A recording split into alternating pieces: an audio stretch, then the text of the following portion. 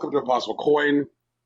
I'm Brian Cartwright. I am joined by Tegan Somerset, who can't clap for shit. I can't clap for shit. I'm sorry. And Rocky Hardy, whose clap abilities remain under review. Oh, that's funny. Yeah, I just don't clap. It's cool. Whatever. So, I didn't sell any time to the Poets Journal this week. Thank God. I mean, it'd be pretty difficult, without the PayPal, but whatever. Look, I got ways. First of all, there's Bitcoin. Oh, God. I don't know if the Poets Journal is the type of organization that has Bitcoin, but they might. Have you tried attaching your Bitcoin to, your PayPal account? It's a pain in the ass. It's like they don't trust cryptocurrency or something. Man, Bitcoin is stupid. I don't know. I think it's neat. I don't think it's as powerful as the nerds think it is, but it's neat. I think Dogecoin is more powerful than the nerds are. Specifically because it is also a meme. And so I feel like it's more likely to, actually go to the moon or whatever. For sure. I mean, it can't even get to, a cent? But it'll get there. With the revival of the Doge meme, when that happens, and I don't mean, the little revival that happened, I mean the proper revival. Like statues in the square that'll and be stuff? it. Mm-hmm. I hate to be the real bummer here. Okay. No, it's okay. The main problem I see with cryptocurrency is the enormous actual real-world power that is required to, air quote, mine something which is fake. The actual, power output that is required to, hash these stupid algorithms to, quote, mine coins is exhaustive. And that is the reason that, cryptocurrency is actually driving real-world immigration of idiots. Like crypto miners, doing shit like moving to Iceland, where power is free. Right. Because of geothermal energy. So they're like, let me take all of my stupid computers to Iceland so that way I can set up these enormous server farms to hash stupid fake cryptocurrency. Wait, so Brian, you're not excited about the Ken Burns documentary about the server republics? I'm not. I'm not. I would like for that not to happen. Too bad. It's coming, man. Sounds like a blast, honestly. But these nitwits who are moving around the world to places where they can either get free power, cheap power, power subsidized by local governments, is changing power accessibility for people in this world, driving the consumption of fossil fuels, skewing the data on the viability of renewable energy sources. That's fair. It's almost as if fucking cryptocurrency was invented by some demon person who's I want to make throwing off fossil fuels harder for mankind. It seems like a hostile act created by somebody who's committed to making mankind do dumber things with the way it consumes power. You mean what's the word? It's hand washing. Absolve. Let's start with absolve. Absolve Saudi Arabia if it's many war crimes because of their access to seemingly infinite amounts of oil. That's the thing, is that these assholes don't understand that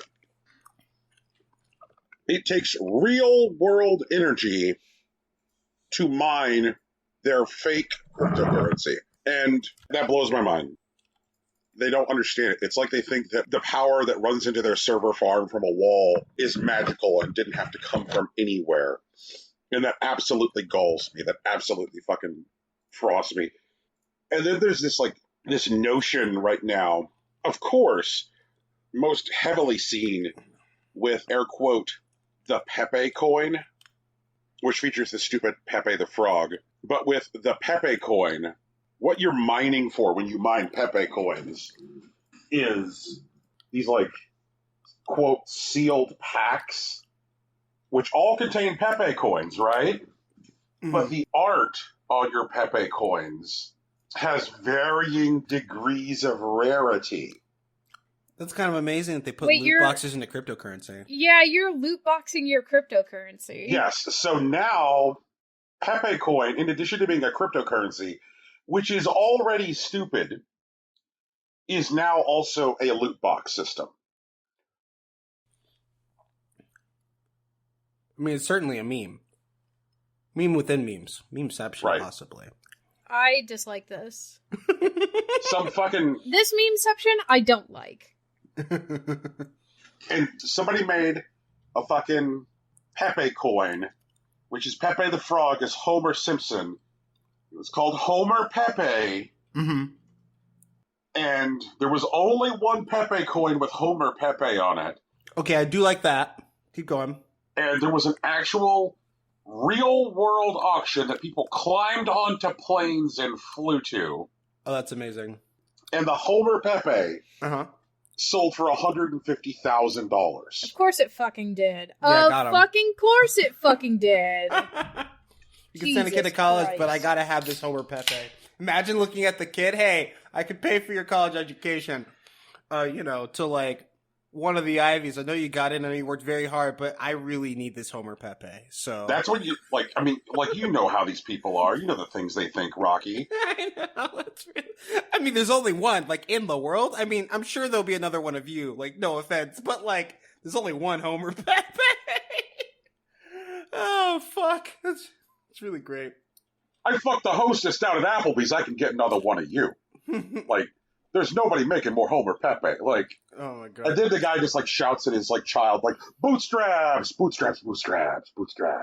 Oh my bootstraps. god. Maybe when someone will tell him about CryptoArt, and then he'll start, mass producing his truly authentic Homer Pepes. Right. And so, like, CryptoArt, which is the synergy between cryptocurrency and, like, the notion of collectability, Mm-hmm. is truly a thing. Like, guys,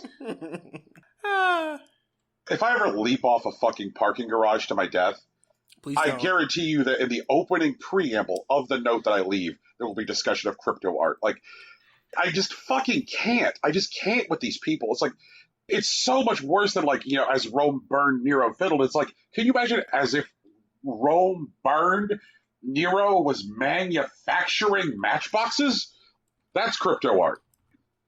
It's like, fuck it. Just fuck it. Like, actively destroy the world. Kill the world in a way which is so stupid, it's hard to quantify how bad this is. I just fucking can't. Homer, oh God, like, my new least favorite kind of tweet. There's a new tweet? New kind of tweet, guys. New tweets dropped.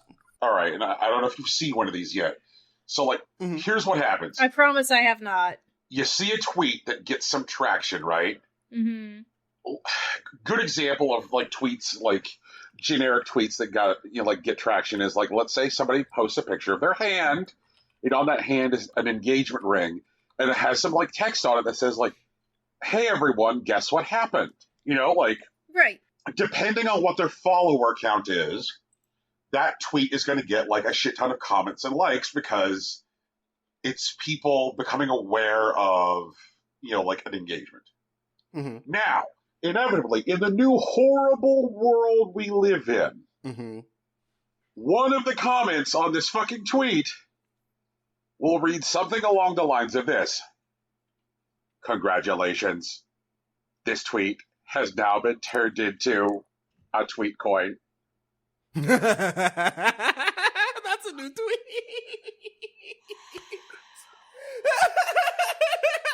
Tweet coin. I'm already so tired. So, This world doesn't exist yet, and I'm exhausted. no, apparently Tegan, it's the world that we exists. live in right That's now, real. Tegan. Nope. No, it doesn't. Nope. Does Okay. not. I Clearly Tegan's refuse. grieving. Rocky, It's have fine. you seen this shit yet? No, I haven't seen it. But that is truly absurd. What a time to be alive. Holy shit. The thing is like this, like, I already hated CryptoArt when at least someone manually had to make a picture of Homer Pepe Yeah, and then, like, manually had to add it to, like, some algorithm with, like, there's some human being attached to the process.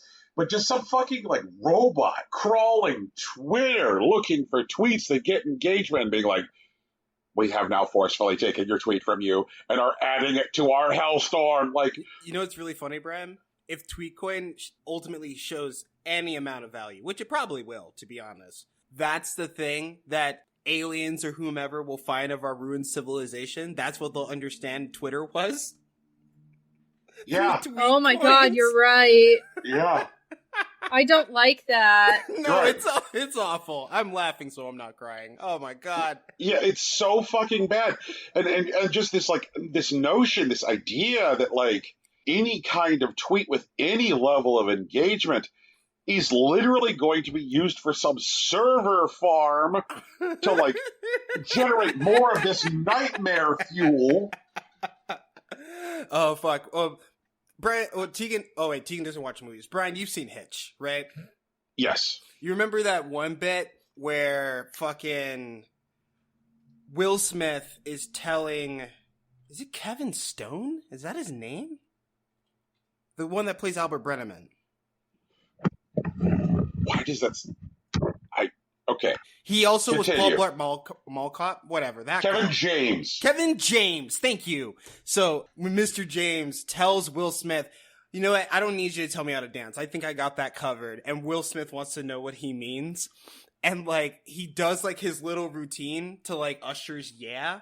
And at the end of it, he's just like kind of standing up, not quite in a T pose, because his arms aren't extended, but they're bent at the elbows, like down. And he's just like sidestepping like a crab. And he's just like, you can't stop it.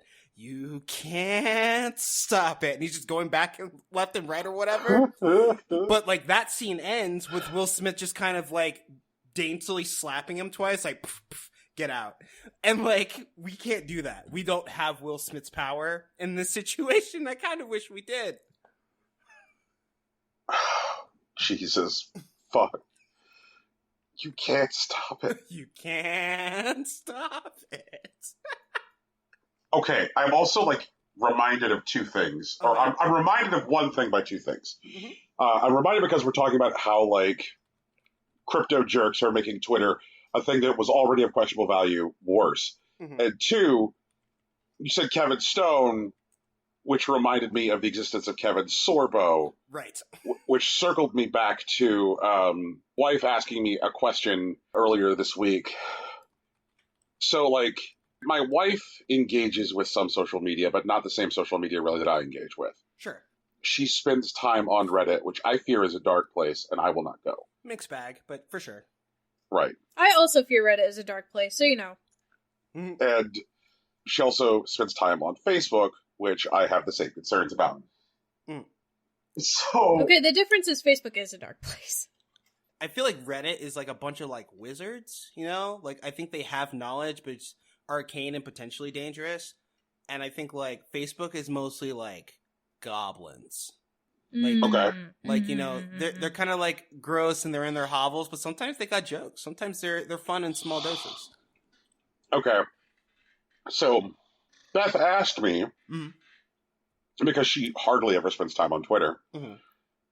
she says to me, and this was probably my favorite sentence of the week. I got a whole week of life out of this sentence. Okay. She goes, honey, what's getting ratioed? Oh no. Oh. Was she ratioed? No. 'cause she's not on Twitter. I guess she could get Oh, I ratioed see, on I see. Reddit, but I feel like the concept applies. But what did you say? Tell me more about this interaction. Well, I said, okay, honey, to better explain this concept, let's find you an example of someone getting ratioed. And I knew, without question and without fail, that I could pull up the Twitter account of Kevin fucking Sorbo, Yeah, free. and whatever dumb bullshit he said most recently would have gotten ratioed. Right. And I'm glad that Kevin Sorbo did not make a liar out of me. And that I was able to pull up a tweet that said, oh God, I just pulled up his Twitter again. Jesus fucking Christ. Yeah, man. Why did you do that? Twitter's gonna think you're a fan. Oh no. So he had a tweet up, Mm-hmm. and this was the one I pulled up for Beth, that said, should we remove the Rocky statue? He beat up 3 black guys and a communist. Mm-hmm. That's a tweet. I mean, I guess. Right. That sure is an opinion. Oh, God. One of the things I love about Twitter is how, like, people can, like, actively shitpost, but, like, not on purpose. Like he means this shit, but that's a fucking shitpost if I've ever seen one. Like, Kevin Sorbo's Twitter, like, you guys are familiar with Poe's Law, right? No. Okay. Or I'm not, anyway. Okay. You know what? Like, the beginning of this episode has been a fucking ride, but I am here for it. Mm-hmm. Poe's Law is a law that reads as follows. Without a winking smiley or other blatant display of humor, it is utterly impossible to parody a creationist in such a way that someone will not mistake it for the genuine article. Yeah, that's true. People like Kevin Sorbo are so post-irony. Like, and I hate the fact that, like, post-irony is a thing, but, like... Go on. Yeah, but the notion that with, like, written communication, you cannot tell Kevin Sorbo apart from a joke about Kevin Sorbo. Right. Because he is a joke. Like, right. That's a tautology. Like, his next tweet after that one that I read to Beth, like, a tweet that he made about 24 hours later reads, if confiscating all guns saves just one life, it would be worth it. And he's got that in quotes, and he's like, well, if deporting all illegal aliens saves one life, wouldn't that also be worth it? God damn it. Exactly. Oh, exactly. God. What? Yeah. What? I'm sorry. Run that one by me again? What? Tegan, try this one on for size. Toxic masculinity, keeping snowflakes safe since 1775.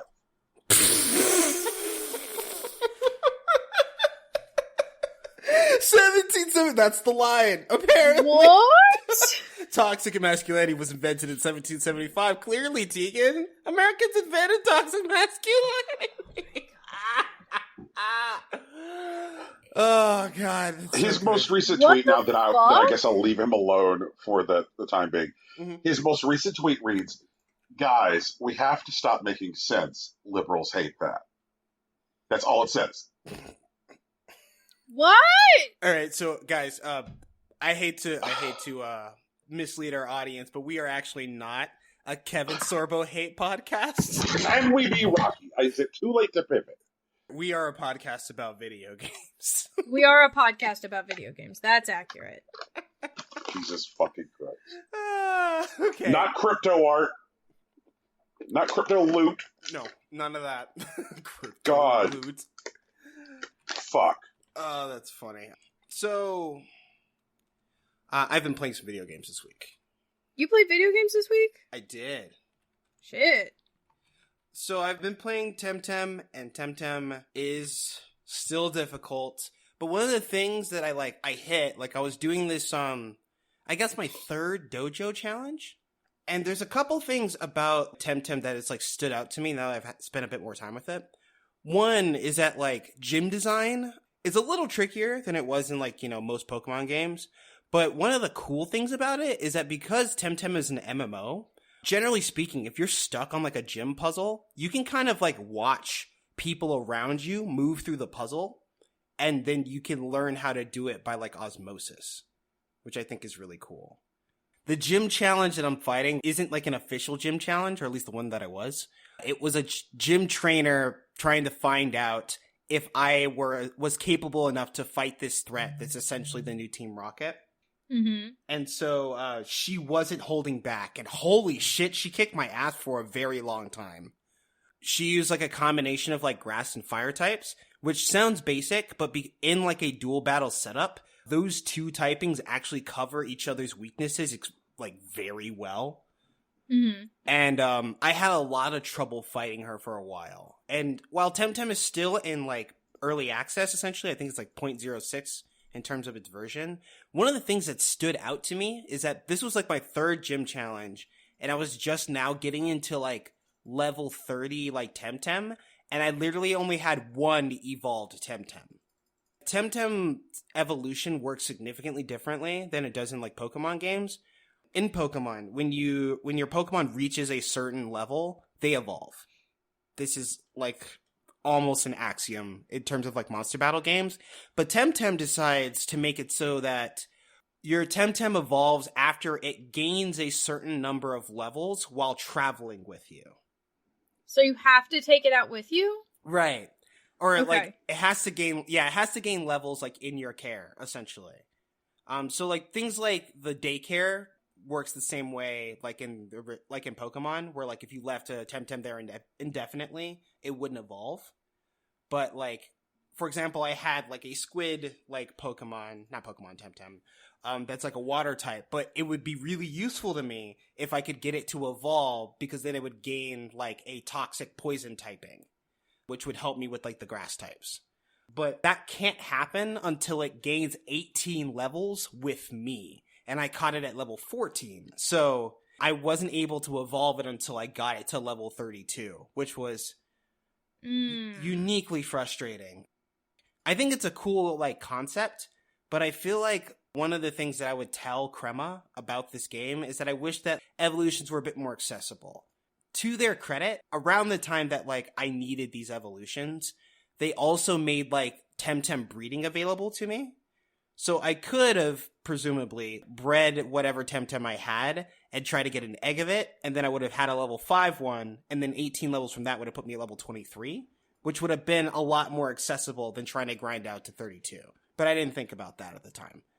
One of the things that is cool about Temtem is that evolutions happen immediately, as opposed to in Pokemon where your Pokemon waits till the end of the battle to like evolve. They're very polite. But in Temtem, like in mid-battle, like if you hit the level, they like evolve like they did in like the anime, which is really fucking cool.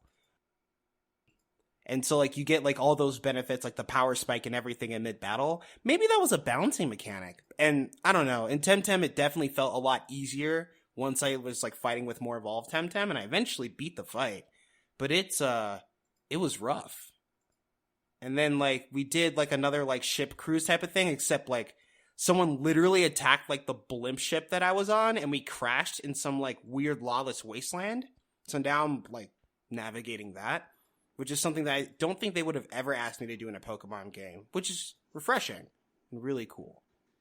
I follow your Temtem updates with anticipation each week because I have Steam installed on my work laptop, right? Because of oh fuck, my brain has died. Among Us. So that's the one. Thank you, Tegan. You're welcome. Dumb. I'm happy to help, and you're not Yeah. dumb. You just had a brain fart. Yeah, it happens. And so, like, I've got the whole of Steam installed on my work laptop because of Among Us, which means that, like, with some fucking regularity the last few weeks, I'll be sitting in front of my laptop, like, being like, yep, another long day of long work. And I see, like, I might as well get, like, a pop-up that says, Rocky is back on his bullshit. That sounds about right. Yeah. And it's like, Rocky is Temtemming again. Yeah. Do you want to react with an eyes emoji? Like, like I see you, motherfucker. Oh, that's great. Yeah. Like, you have been putting in some time, sir. I've been trying to figure it out. I'm trying to do the good business. Yeah. So I think it's fair to say it's got its hooks in you. Yeah, like I haven't bounced off Temtem. Yeah. But Brian, if we're going to talk about stuff that's got its hooks into me, it's League of Legends. I can't be saved. Oh, Rocky, no. Brian, I got a new PC, right? And so like I've been playing PC games, and one of the first things that I ended up playing again was like League of Legends, because like now I can actually play it with like real frames. Mm-hmm. Right. A little bit of it was like, you know, to convince myself, hey, I'm not actually terrible at this game. Like it was actually just my hardware holding me back at the time. And I did struggle for a while. Like I just recently got out of bronze. Right. But okay, this is a little embarrassing, but I played about 203 ranked matches to get out of bronze, which like, if conservatively each game was about a half hour, that means I spent about 100 hours in like the last month getting out of bronze just in ranked play. You spent 4 days leaguing. Yeah. Yeah. That's a lot of hours, my dude. I know. No, I totally get it. And, like, you know, if I have to be honest about it, most of it was not fun. Most of it was, like, was either, you know, playing with terrible people or getting stomped in terrible games. And even if I was, like, doing honestly okay, because I'm not a great player. When I had advantages, like, they were apparent, and now I've gotten into situations where I would normally be a bit more cautious when I had advantages. My MO has just become, you know, I have to ruin this guy, because on the off chance that someone on the other side of the map is getting their shit kicked in, if I don't ruin this guy, I won't be able to win this game. There's just no way. And that's not something I'm super happy about. But I did prove that I could get out of bronze, which is fine. I think I'm still going to continue playing, because once again, League is a bad game for bad people, and I have to count myself among them at this point. And, like, being good at the game is good, I think. Like, it feels good to, like, be good at League of Legends. But, like, being in, like, bad games where, like, people, like, give up, like, 10 minutes in because someone's dying a bit, or two people end up in a fight and they end up, like, sabotaging each other, but the whole team at the same time, is also distinctly unfun.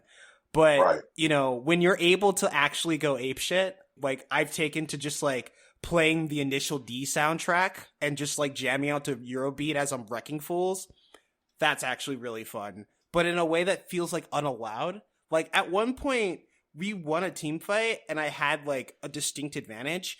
And, like, the whole team, all 5 of them, decided to, like, come at me one by one, and I killed each of them and won the game in the space of about 3 minutes. And I was just like, I'm not really supposed to be able to do this, but it was fucking magnificent. So, you know, League of Legends, get out while you can. Get out and don't come back. Mm-hmm. I'm also playing, a little bit of Kentucky Route Zero. I think I'm about 2 hours into it so far. And it's a very different kind of game. It is a slow, like, nostalgic game. Like, and I mean that in, like, the Greek sense, which is, like, the pain from an old wound. Mm-hmm. And it's, like, it's misanthropic. It's, like, melancholic. But it's not sad. Like, there's obviously something that, like, happened. But, like, the game is, like, kind of having you, like, move around in it. I'm still not entirely sure what the game's about. As far as I can tell, I am playing as a man who drives an antiques truck trying to make a delivery. But I keep going to places that are essentially deserted, but I see people, and then I don't. And I have the strangest conversations. Like, this feels like what Kingdom Hearts kind of wanted to be, but, like, they had to add Disney characters to get the thing out the door. And I'm interested in it. I'd like to know more about it. And I'll tell you more about it when I know more. I'm very much looking forward to this. Mm. These are field reports I want. So, for sure, keep us in the loop. Yeah. And then 13 Sentinels is an insane video game. It has probably one of the wildest stories that I've heard in recent memory. And, like, its approach to storytelling sincerely makes me feel like we may have fucked up last year. Did we, though? I'm not entirely sure, because I'm not done yet. My argument is not predicated on whether or not the game is good. Like, my argument is predicated on the fact that, like, our awards are supposed to reflect our experiences within that year. And if you didn't play that game in that year, then, like, our awards are still a sincere reflection of that year. I'm not trying to invalidate our work last year. What I'm trying to say is that maybe I should have fucking played this game last year. I didn't because, like, maybe the marketing push wasn't in my face enough, which is a shitty reason to not play a very good video game. That's what I'm saying. Okay, I'll buy that. But I've been playing this game, and I got out the prologue, and the prologue was, like, wild initially. Like, wild by, like, any video game standard. But it's, like, every, like, half hour, that like I'm digging into like the stories of the characters in this game, and I'm like jumping out of my fucking chair like, holy shit, or like, that's not supposed to be there. What does this mean? And it's like, it's one of those things, Brian, like, you know how you enjoy like engaging with television where like it rewards the attention that you're giving it? Yes. This is absolutely one of those games. There's like 2 modes of play essentially. Unearthing like the story in like a visual novel sense, playing around with keywords to like gain access to new information and new story beats, and you know, a real-time but like also sort of turn-based like tactical RPG where you control a bunch of kids who are piloting mechs, but like things that like keep shifting the nature of the conflict or like its causes and like the people that are actually involved. And, like, the levels of their involvement, like, keep constantly shifting. Like, you'll see a character's like, oh, okay, I get it. He's a delinquent with a pompadour. Who cares? And it's like, wait a second. What do you mean he was shot with nanomachines at, like, age 7? What do you mean that he has, like, the key to stopping from preventing the whole conflict? What do you mean he's a board member at this fucking, like, corporation 80 years from now? What the fuck what are you guys doing? Like, all the time. It doesn't stop. It's fucking insane. And I'm having a great time. That sounds deeply satisfying. Like, talking about, like, the idea of when you pay attention to things and there's a reward for that. Right. I mentioned previously that, like, my wife and I are doing a watch through of Babylon 5, and it's been so enjoyable because, like, there'll be something which to, like, a casual viewer or a first-time viewer might feel like a small line of dialogue or a single shot, but like me who has the context of, you know, having seen all 5 years of it, like I'll hear the line and I'll be like, oh god damn, because I know what's coming. Mm-hmm. Of like the fucking layers, right? But in contrast, like this past Friday was the season finale of WandaVision, a show that I have watched, and sure enough, we got to the end of WandaVision and we had a scene where the protagonist and the antagonist are flying and throwing glowing balls of energy at each other. Yeah, that wasn't great. Right. Yeah. You know, I'm like, really? I mean, that sounds about right for a superhero show, though. That's the thing, though. WandaVision spent a lot of time not dealing with that particular and more about, like, the inner lives of, like, the superheroes and the things that happen to them. Mm-hmm. Which seems a bit more interesting, but, like, for it to, like, you know, devolve into, like... glowing balls. Yeah, glowing balls shooting at each other feels like a step in the wrong direction when they did so many things right. Oh, okay. Man. Tegan, if a theme of this episode has been getting back on our bullshit, yeah, you also appear to be admittedly back on your bullshit back as far as the showdown goes. You go, Genshin, you know. Yeah, you know, happens. The Hu Tao banner is still going on at time of recording. Fucking It'll Hu Tao. probably still be going on at time of release also. But I have not pulled Hu Tao yet. I'm getting back to around like soft pity pull level, and I almost don't want to get to hard pity because they announced the next banners in a live stream, and we'll talk about that later. But it's exciting. You know? Hu Tao seems okay. Like, I did her trial. She doesn't really like mesh with my playstyle necessarily, but she's cool. Like, I like her lore and stuff. So that's neat. But yeah, Rocky and I have different ideas of playing Genshin. Not ideas, I guess we have different like methodologies for playing Genshin. Yeah, for sure.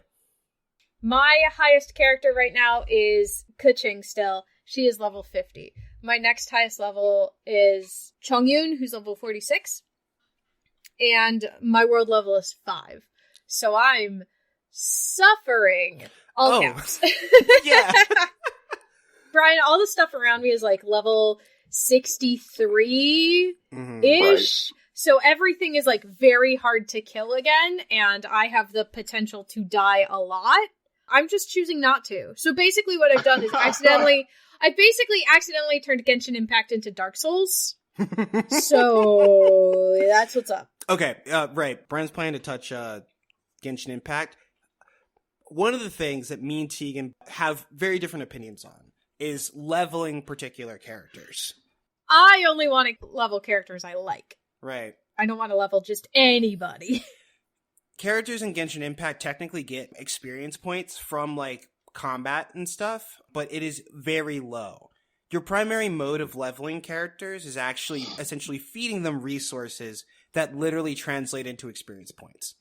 Yes. But since they're, like, you know, stackable resources, Tegan tends to hoard them in anticipation of a character that she likes so that she can power level them immediately. Mm-hmm. However, my school of thought is that when I was playing through the game, I was able to, like, routinely feed my character's experience points as, like, the game, like, rose levels around me, which happens as a result of, like, the story for the most part. Right. But there is, like, a hard, like, section of the story where essentially you're forced into what's called an increased world level, which I think is what happened to Tegan. Yep. Okay, yeah. So that's like exactly what happened to Tegan. once you hit like a certain like adventure rank, which is like tied to your profile as a whole, the whole world will like increase in like difficulty to a certain point, which is world level 5. But I think like the cap is actually world level 8, if I remember correctly, where Yeah, everything's I think so. like level 80 or whatever. Yeah. But honestly, like, as you continue to play, if you, like, feed your XP to your characters, you should be able to at least run a full party of, like, 4 characters at, like, cap. But the trade-off is that, like, if you don't just use, like, say, the free-to-play characters, which are, like, the 5 that you get as a part of the story and, like, the beginner pool, then you may not have those resources for other characters down the line without, like, money transactions or engaging in content that you don't necessarily want to do. And so that is a choice that me and Tegan are on different ends of. Yep. I think I might lean more toward the Tegan philosophy on this. Then I wish you luck. I mean, that's fair. It definitely makes the game harder, which was completely unintentional. But I am making do. I'm getting by. I can't, like, farm for resources right now, which is my main problem. Right. I can't do any of the bosses by myself. I can't... Well, I mean, I could, but, like, it would be very difficult, and Yeah. I'm not willing to try. Mm. And I can't, like... I have to be careful when I'm looking for resources, like, when I'm, like, mining for stuff and that sort of thing. Which is fine, like, because that's kind of my playstyle anyway, but it does make life harder. Like, it 100% makes life harder. What I would advise, Brian, which may be a thing that you actually differ with Tegan from, if you plan on hoarding resources for characters that you like, I suggest that you roll early. And yeah, I agree with that, actually. I should have rolled early, and I didn't. Maybe, and this is a really soft maybe, if you're also interested in hoarding resources, and this is more of a lifestyle thing, which I know you may be a bit averse to, but maybe do the battle pass for Genshin. Because, like, Genshin's, like, battle pass, as you work through it, which, like, works on, like, I believe a 2 or 3 month cycle, gets you a shit ton of resources. Like, I did 1 month of, like, the battle pass, and I played pretty diligently, maybe an hour every 2 days for about a month, and I ended up with enough resources to get like 3 different characters to level 70, and like 2 of them I think weren't even like part of like the free to play group. Okay, yeah. You know, I might need to just get in there and see what's up, because I think about like the way I approach playing on standard ladder versus the way I approach playing on wild ladder in Hearthstone is entirely different. On standard ladder, I'm looking for a competitive deck which like techs most of the tier 1 decks right now. Like I'm looking for something which is going to have like flexibility and maneuverability and speaks to like what the current best strategies are. On wild, I'm just an asshole. What's dumb, I'm going to do that. Right. My favorite deck archetype of all time is Mill. I love making characters throw away cards. There's something about that that makes me happy. Something's broken inside of me. And I'm not ashamed of it. It's who I am. So I think that knowing that I have those like two like very, very different responses to like play environments, maybe I just need to get in there and see like what type of player am I in this space? Like, Mm-hmm. you know, like, am I somebody who like responds to this game by saying like, oh, I want to do what I want because it's fun? Or am I the type of person who is like looking for things which are like, you know, like practical? Like, which one is it? It's like, I definitely do both depending on the situation. So like, it could very well be that I want to get in there and I want to like respond practically, like, which is what like Rocky, what it sounds like Rocky is doing. Or do I just want to get in there and get on my bullshit? So like, I don't know. I'll find out. The reason I have decided to play with Genshin directly related to one of my topics, which is I ordered a thing called a Backbone, which is a MFI controller for the iPhone. Okay. And unlike most other MFI controllers, which require independent charging, like when you're not using them, the Backbone like passively draws power from the lightning port during use. So you like plug the thing into the lightning port of the device and it draws power from the iPhone while you're playing, which seems like a good idea. I would rather not to have one more thing to remember to charge. The other thing that they've done, which I really, really like, is they have kind of like built this whole ecosystem around the Backbone itself. The controller has a lot of the like quality of life functionality that modern console controllers do as well. There's a capture button on the Backbone. Okay. So like you could take screenshots of like cool things, or you can capture a video clip, and then like the Backbone app has features for editing the video or photos that you take, and then integrates directly with social media platforms. So like, oh, did something cool happen in Genshin Impact on your iPhone? Well, here's a video clip of it. The controller itself has a 3.5 millimeter headset jack, which the fucking iPhone doesn't anymore. So you can plug in a traditional gaming headset to this thing while playing. Mm-hmm. And you can either integrate into game level voice chat if the game offers voice chat. Okay. Or Backbone has its own entire like friends list system, party system. So that way you can be like, oh, I want to like play with people right now. I can party up, and then we can decide to what game to go play.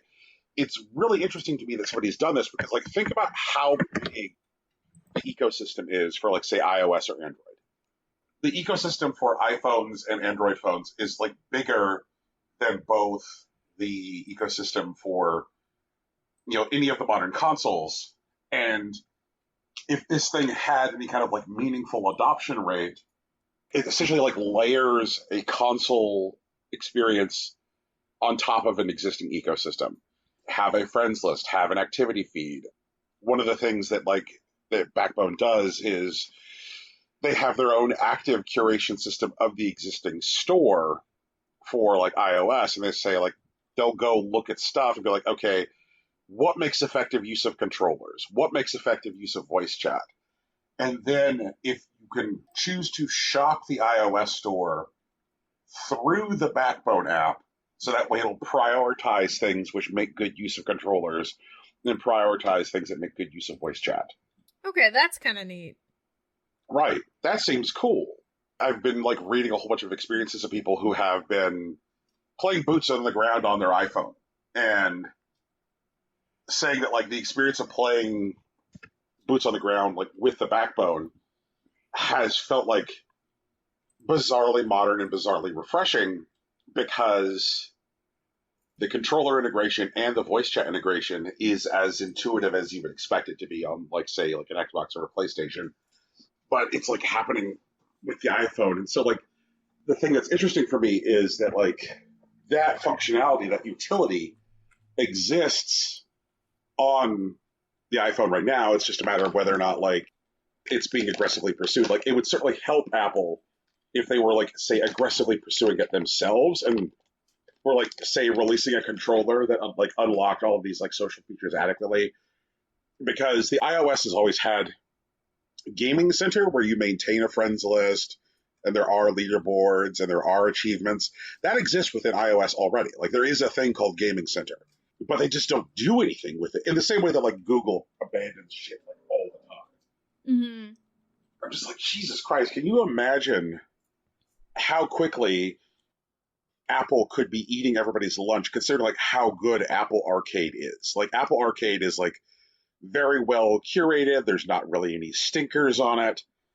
How good Apple Arcade is, like, if they just released, like, a good controller that, like, unlocked some of the functionality that I'm discussing. Like, here, fuck it, buy the controller. And because you're not packaging it with the phone, you're not forcing people who don't want that experience to have it. But if you're just like, hey, do you want, like, a phone to be part of your primary game experience? Just buy this thing, and, like, it unlocks that functionality for you.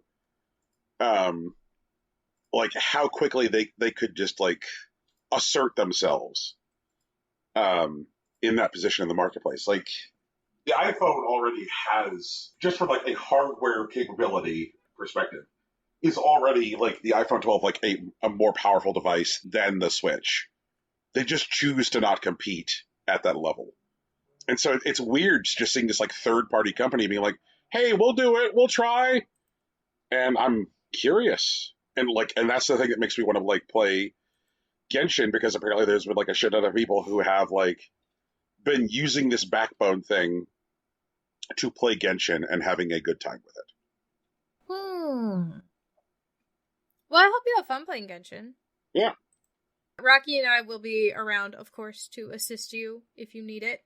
Mm-hmm. Yep. Probably Rocky more so than me, let's be real. You still have Kuching. Relax. Yeah, I do have Kuching, and now she's level. She's Constellation 1. Oh, God. And again, because of Discord, I could totally have voice chat enabled while I am Genshining on my phone with the backbone and asking for Rocky's help. Yeah. Yeah. Yeah. It doesn't matter that Genshin doesn't have, like, a game-specific voice chat, and it doesn't matter that Rocky's not on backbone, just because I could be like, oh, flip this on. And I'm not having to sit there and hold a second device if I were doing it on Switch. Because if I were doing it on Switch, I would not be able to default just voice chat with Rocky from the platform. Yeah. Man. Jesus, Nintendo, that's embarrassing. Like, the fact that it's easier to party up and chat with somebody from my fucking phone. Ugh. Oh, well. Tegan? Yeah. Hugh. Yeah. Hugh's a puzzle game on mobile. It's hard. I'm not happy that it's hard. It's not really hard. Okay, wait, no, that's a lie. Hang on. I have to decide whether or not it's hard. Okay. It is challenging. I guess. Okay, so this is the game where you're playing, like, a world that's monochrome and you use color to manipulate your environment? No, this is not. Okay. This is... I love Hugh. Oh, okay. I love Hugh. I don't know what anything I play is called.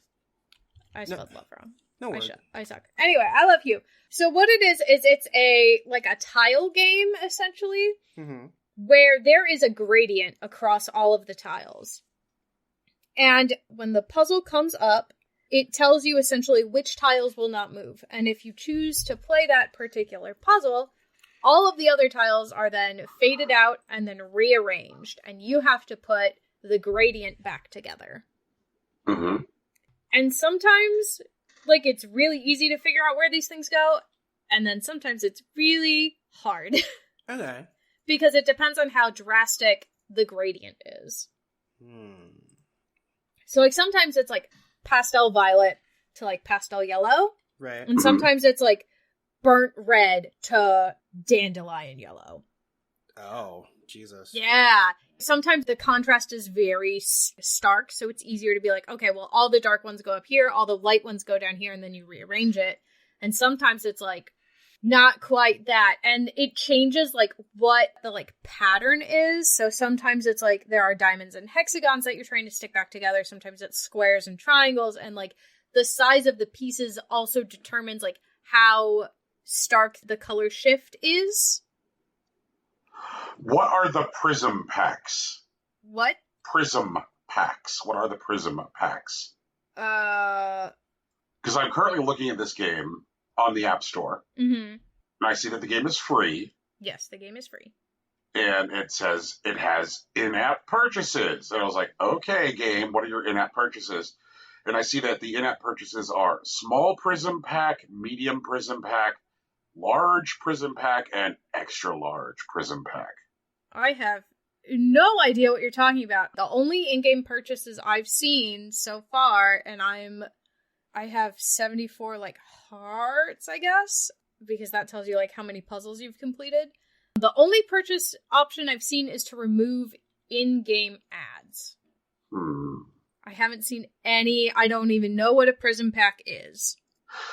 Okay, all right. I am now on the official website for this videoed game.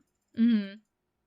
And here is an explanation for what prism packs are. Prisms are the currency that you will use to open levels. You spend 3 prisms to open a level that you have not yet played, or 1 prism to open a level that you have played before. Jesus. Nope. Oh, no, I'm not yet done, Tegan. Each player begins the game with 60 prisms when they download I Love You for the first time. You will also receive a daily gift of 15 prisms every day when you play the game. If you run out of prisms, there's a number of ways to get more prisms. You can watch an ad to get 15 prisms, or you can choose to purchase a prism pack. Please note that any purchase of a prism pack will remove the ads in between levels. To add prisms by watching an ad, click on the plus sign next to your prism counter located on the top center of the level select screen. So it could be, Tegan, that, like, you haven't really encountered the currency because you haven't hit, it sounds like, the throttling mechanism, because there's, like, a number of prisms that you get per day, and then, like, the base level of prisms that you get when you start playing the game. If a new level costs 3 prisms and going back to an old level costs 1 prism, and you start the game with 60 prisms and you get 15 prisms per day, could it be that you haven't really experienced, like, that wall because you haven't? I don't think so, because I don't even have a thing that tracks prisms. I got a big ol' nothing. It says there are, I'm looking on the Google Play Store, and it says there are in-app purchases, and that they're $4.99, but there is no spot to track any kind of prism or anything on my screen. And normally, like, that shit shows up right away, but I don't see anything. So I'll let you know if I hit a paywall at any point with this thing, but I don't have shit. I don't have shit. Okay. I am definitely curious about this. Yeah, sure thing. You say that the only in-app purchase, which it shows on the Google Play Store, is just remove ads? Yep. So weird. So on the Google Play Store, hang on, let me pull it up, because I closed it just now. Scrolling. No.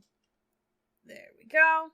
And about this game, it says contains ads, in-app purchases, $4.99 per item, but it does not tell me what the item is. Gross. The features says nothing about prisms. It says psychedelic colored-based gameplay, a puzzle of perception and logic, a mystical, minimal aesthetic, a playable work of art, over 900 levels to solve, multiple play modes, lose yourself in the dream or test your skills in the daily divination, and 6 new ambient synth soundtracks. It says absolutely nothing about in-app purchases. Yeah, like I'm at this developer's nothing about website. prisms, Nothing about nothing. It's from Zoot, right? ZUT exclamation point. Yep. Yeah. Nothing. I got nothing.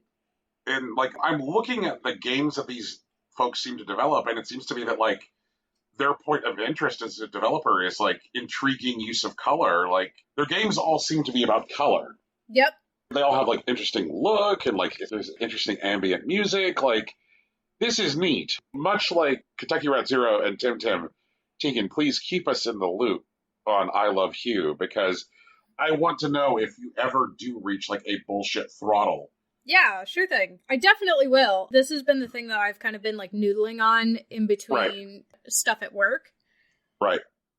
Because I'm in a new job now, and I've done training this last week, and I'm in a new, like, project-based role instead of a production-based role. Uh-huh. And a bunch of projects just wrapped up in the last 2 weeks before I started. And the project that I'm currently working on isn't expected to end until the middle of April. And right now we're waiting for the people we're working with to fix a bunch of bugs in the system so that we can test them to make sure that they were fixed. Sure. And I can't do anything, basically, until that happens. So they sort of showed me how to use the programs that I'm going to be using. And then they said, just check on the thing and see if anything's been fixed in the, periodically throughout the day. And so that's all I've been doing. And in the between time, I've been playing this game and watching TikTok. Because I feel bad playing anything that would take, like, too much more of my attention, like Genshin or Animal Crossing or something like that. Right. But probably what'll happen in a couple weeks is if this stuff isn't fixed by, like, the 23rd, that's when the new Story of Seasons game comes out. And so, like, I'll probably play a day of Story of Seasons, which takes, like, 7 to 13 minutes on average, and then I'll, like, check again for bugs and stuff. New job wild. Making way more money. Doing a lot less work. What a time to be alive. The same thing kind of happened when I moved up at my old job from, like, the credit perspective to, like, corporate communications. There are definitely times where it's a lot busier, and, like, the pressure is on a little bit more. Mm-hmm. But as opposed to, like, that ongoing, like, level of pressure that, like, production-based environments have. But there are a lot of times where I'm just like, kind of hanging out, waiting for people to send stuff, Mm-hmm. So this is like that, but I'm making more money than I did in corporate communication. So, I mean, that's pretty sick. Yeah, it's pretty nice. I just asked my new boss if there's, like, other stuff I should be doing. Are there, like, e-learning things I should do? Are there, like, other documents I should be familiarizing myself with? Anything like that? And he was like, I'll get you a list of stuff to do on Monday, because I do feel bad, but you're definitely right. There is nothing to do right now. And I was like, okay. I felt bad because I thought I was, like, wasting time. And they're like, oh, no, absolutely not. There's nothing to do right now. Also, I'm in meetings for, like, literally half of my shift doing nothing. So, yeah. But, like, I could easily, like, the stuff that they're having us do, I could easily work on while in a meeting, because as long as I'm not, like, a subject matter expert, I don't have to actively participate, if that makes sense. I have to be there to, like, listen to what's going on, but I don't have to, like, say anything, Right. It's like being in a lecture, The professor's talking, they want you to take notes. There will be a test later. What is this? Jesus. Yeah, but, like, so I haven't been able to, like, brain recently, because I'm like, oh, I have to learn all this stuff, and then there isn't anything to learn, so I'm just like, But I'm still doing new stuff, it's just, like, different new stuff. Right. So, Tegan, I think that speaks to your fourth topic, which is, I have started a new job, so I cannot brain. Yeah. But what is I have jam, but also sadness? So,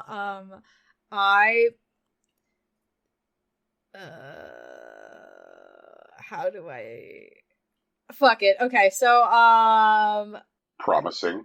Yeah, we've talked about how I watch, like, Thomas Sanders' stuff on here before, right? Right. He's a YouTuber, does the thing with the sides, talks about mental health, that kind of thing. Anyway, so he released a collaborative jam quartet, essentially, with Crofters, which is an organic jelly brand from Canada.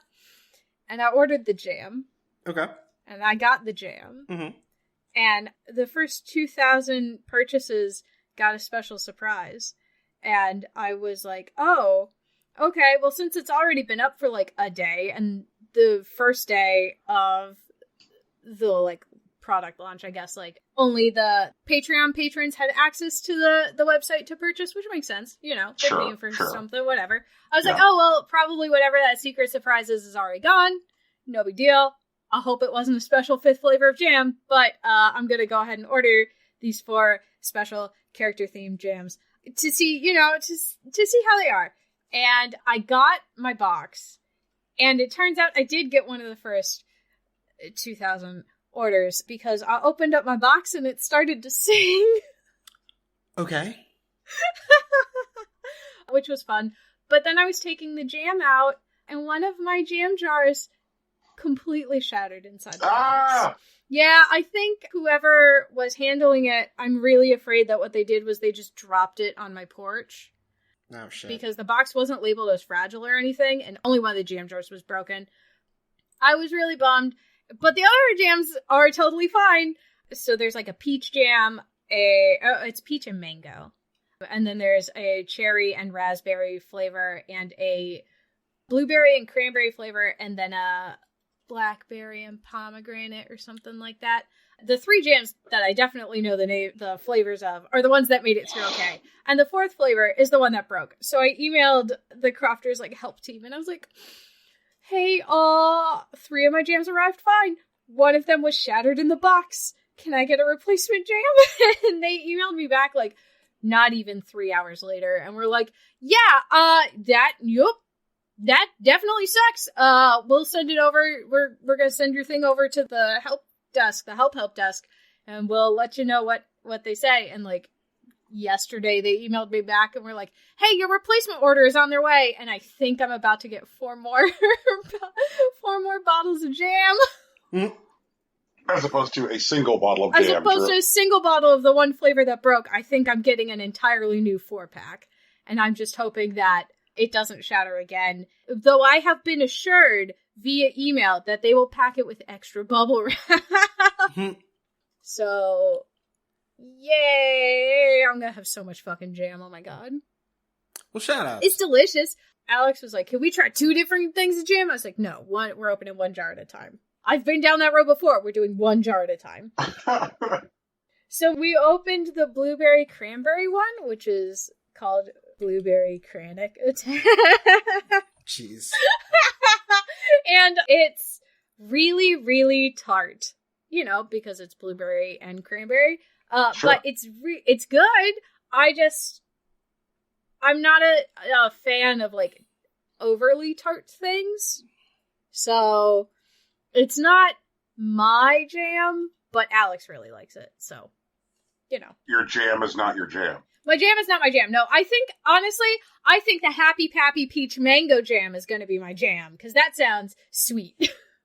Peaches are sweet, mangoes are sweet. Sounds good. I'm also kind of excited to try the Raspberry Cherry Jam, because that sounds like it'll be tart, but also sweet. So, I think that'll be a little bit better. But the one that broke, because the jam kind of got everywhere, not, like, everywhere, because it did mostly stay in its own little, like, corner, but, like, there was jam on the other jam jars. I did get to try a little bit without getting any glass in my mouth, and it was really good, and I was sad. Tegan? Yeah? Risking glass in the mouth is not a jam-worthy kind of event. Like, well, I did it. I risked glass into my mouth, and I got to taste the jam, and it was very good. To be fair, I accidentally risked that. I didn't realize it was broken until I pulled out one of the jam jars and it was sticky. And there was like... And then I tried to pull out the 4th jam jar, and it just like... The jar started to come up, and the jelly just went straight to the bottom of the box. And I was like, oh. Huh. So yeah. Jesus. Well, I didn't eat any more of it. Only it was on my fingers. There was no glass. It was fine. And then I washed the other jam jars. So, like, it's fine. It's fine. There's jam all over the inside of my singing box, but it's fine. It's fine. They're taking care of it. I'll let you know when the other jam comes, like, if it's whole, I guess. Yes, let us know. I'm also, like, fascinated currently by the phenomenon of YouTuber food products? Yeah? Yes. There is a YouTuber named Mr. Beast. Oh, yeah. He did the like, restaurants, right? Yeah. So they're air quotes virtual restaurants. Like, you cannot walk into a Mr. Beast burger. It is not a real place. Cannot go. All right. But the whole phenomenon is that, like, Mr. Beast burger exists within, like, the choices on, like, Postmates and Uber Eats. Because, like, what Mr. Beast burger does is to share kitchen space with other restaurants. That's wild to me. Like, it's like, okay, so there'll be, like, a fucking, like an Applebee's, and the Applebee's will, like, rent out part of its kitchen to Mr. Beast burger. Okay. Yeah, I'm just like, how does that even work? But apparently it's become this, like, whole phenomenon. I don't know, like, I hope that one day there is Impossible Coin virtual restaurants. Like, I don't know what they'll be called. Wait, like virtual restaurants? Like, you don't even get to eat food? No. Meaning, like, the food is real, the restaurant is not, Rocky. Oh, okay, fine. No, I want it to be a virtual restaurant. I want it to be a restaurant featured in a video game. Oh, you that's purchase also cool. Power-ups. Yeah. That's what I want. Could it be Hard Bodies hamburgers? Hard Bodies hamburgers can be a power-up that you purchase. Okay. But I don't want the restaurant to be called that. We'll figure it out. We'll get there. But anyway, so it's coming. I wasn't expecting 4 more jars of jam, but, like, I'm gonna have so much jam, damn. I'm excited a little bit. Do you get excited about jam? I don't know. This is the second time they've collaborated. They collaborated first, like, a year or two ago, and only one of the sides got a jam flavor. So this time, 4 of the sides have jam flavors now. And I'm afraid that eventually, when all 7 sides are revealed, they're gonna do it again, and there's gonna be 7 flavors of jam, and that's so much jam. Oh. It's good. Jam's good, though. It's not like I'm not gonna eat it, so... I like the idea of disposable collaborations.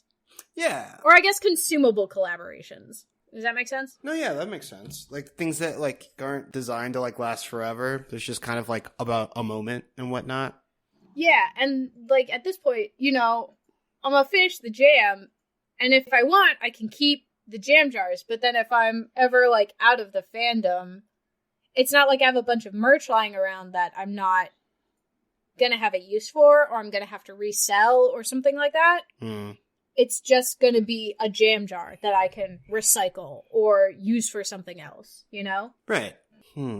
Like with figures and stuff, like with the anime figures, like, they're nice to look at for sure, but if you ever come to the conclusion that, like, you don't like the thing anymore, like, it was a good time, but, like, now you're past it, what do you... Like, you bought, like, your Ed figure and you find out Vic Magogna is actually a sex pest. Like, that's a concern. Yeah, Oh, no. that fucking sucks. And then what do you do with your Vic Mahogany fucking figure, you know?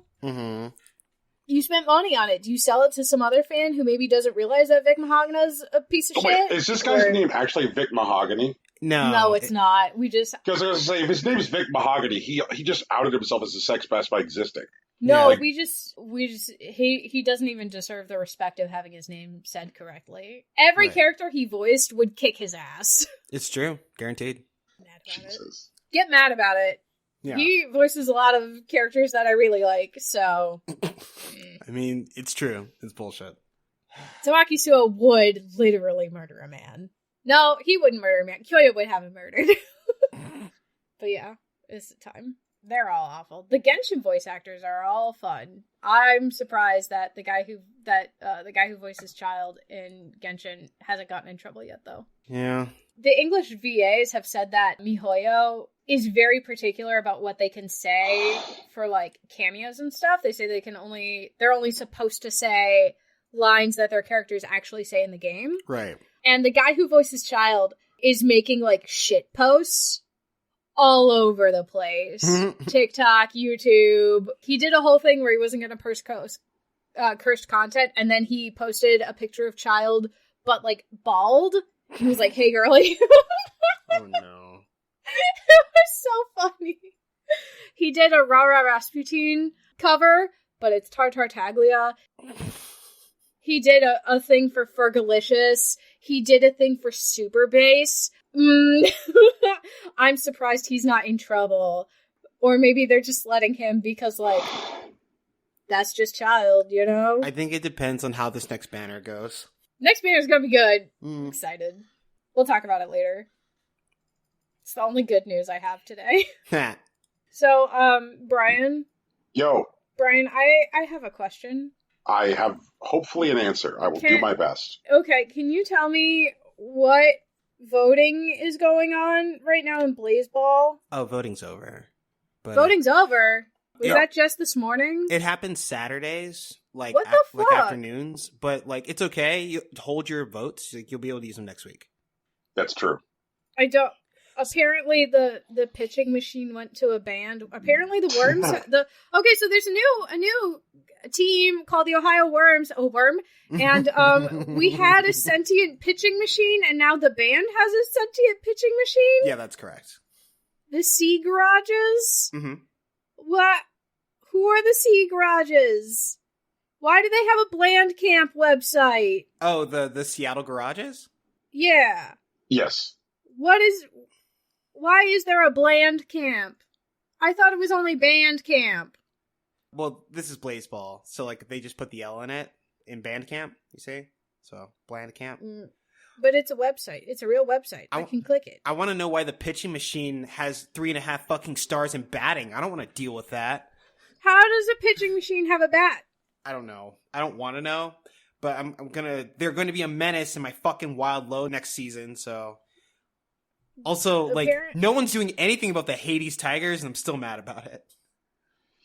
I don't think anyone can. But also, apparently the Ohio Worms get a bonus if they're in the bottom of the league. Right. Which is the most Ohio thing I've ever heard about. But what is going on, Brian? The Tigers are a fucking menace. Yeah. And... why are the Tigers a menace? Because nowhere near enough of their players are getting shelled. Well, okay. But it's okay. We traded Pacheco to them, so now they have a shelled player on their roster. I think the short version of why Hades is, like, so powerful is because they get to say no to a significant amount of the bullshit in Blaseball.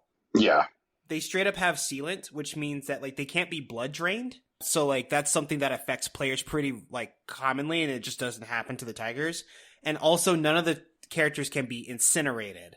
Which is funny, because they just gained a new evolution where if someone is incinerated, a Hall of Flame player joins their shadows, which, like, could potentially be rotated into their game later. But since no one can get burned... so many words, and I don't understand them. Okay. Why is there a Hall of Shadows? Because there is. Like, I don't know, Tegan. Someone made Why one. are there... But...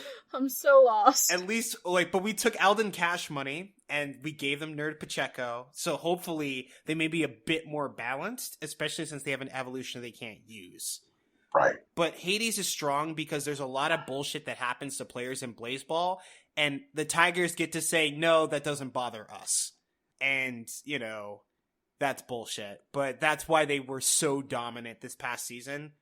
Because there's, like, several weather effects, do all sorts of bullshit. But they weren't affected by it because they couldn't be. I mean, there are harder teams to root for than the Wild Wings, you know? Yeah. At least you're not a Stakes fan or Tokyo Lift. Jesus. I've seen the fan art of the Tokyo Lift, like, players? Right. Are they players? They're players. Yeah, they're players. Okay. They're in, like, crop top uniforms. They're cute. Yeah, for sure. They get affected by everything. They have no defenses. What? I was this close to just, like, buying a Hotbox Sato shirt because it just looks so good. I fuck with that. Yeah, I was like, oh my god, this is amazing. Jesus. But, like, there's some stuff which is going on with the website, which, like, is, of course, like, the weird, subtle bullshit, which this website does, which I love, because it makes you, like... Like the ticker? It's like, I am the ticker, I live atop the page. I feel so alive. Yeah, well, like, when the ticker went in, I was like, okay, what the fuck? Like, there's something going on with this ticker. You know, like, and like the ticker is like starting to get sass now. It's like, can we recruit the ticker? Is the ticker a player? I suspect the ticker is going to like gain power. Yeah, they're gonna do some shit. Can't wait. Oh fuck no! But like, I'm sorry. I'm looking at the ticker right now. I hear all of your kind words. Thank you. We are all love me. The ticker. Right. They also changed the number of frames of animation on the very slow GIF that sits on top of shelled players. Oh yeah, they did. Yes, they did. And like, I love the fact that like Blaseball is like the deep kind of rabbit hole that you're like, they bothered to change the number of frames of animation for this. This means something. Yeah. They want you to taste the infinite, Brian. They do. And like, what I suspect this means is like, I think that there is some kind of like massed unshelling coming. Oh, that's bullshit. I hope that's not what happens, because we just traded Nerd Pacheco. Right. Why is the ticker mad that new teams dropped? Oh, no, they're just mad that we didn't tell anyone. That no one told the ticker. Right. They didn't want to be left out of the loop. So what if, Rocky, what if, follow me on this, what if the shelled all become unshelled but then become their own team? I've seen that before. That would be kind of scary because there are a lot of good players that are currently fucking shelled. It would kind of destabilize the issue, like the Hades issue. Like, if something just comes in to fuck the Tigers, because like there's certain benefits that come with like finishing first, and like right now, none of the like traditional punishments associated with finishing first, you know, for like subsequent seasons seem to be enough to stop the Tigers. I mean, they could do what they did to the Crabs again. Like, I don't mind that. But one detail that I think is important is that their new evolution, which says that a Hall of Flame character will enter their roster if someone gets burned. And if they somehow lose their ability to avoid incineration, then they may have a whole bunch of flaming characters, which is important because flooding was added last season. And the new blessing that most teams have gotten is a pair of flippers that allow players to auto score when the field floods. And so I'm assuming if Hall of Flame characters are actually, you know, flaming beasts, them getting flooded would obviously have significant adverse effects on them more so than the other undead players. What?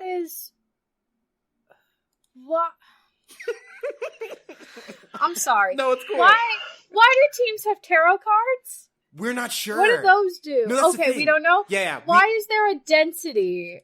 That's a joke. That seems like nonsense so far, but I'm sure it'll come back so later. Far. But Tegan, that's the thing. So far, it seems like nonsense. Because, like, you can do tarot cards, like, before what's called the Earl season, but I'm not sure if they affect anything so far. I don't know, like, if your card matches your team that does something, or if there's, like, a more popular card that, like, aids... Wait. Hold on. No, the Devil? Okay. I don't think Devil showed up in a majority of spreads either, so I don't think it's that for Hades either. Fuck. My speculation on density is if the league were to move play entirely to, like, another world. The new stadium. Right. Then I think that, like, density could come into play based on, like, velocity of ball and whether or not, like, you could hobble or liberate players by moving them into a place where, like, gravity works differently. Right. Which is, like, how density would start to, like, come into play. I think density will eventually be something, and I think it's going to require off-Earth play to be a regular thing. Okay. Like, if teams, like, have to, like, say, routinely play on the moon, you know, where, like, gravity is, like, 1/5 of that of Earth, that could be a big deal. I think I need to purchase some stale popcorn because I think I want my team to lose. Right. Because we do better at the bottom of the league. Right. Okay.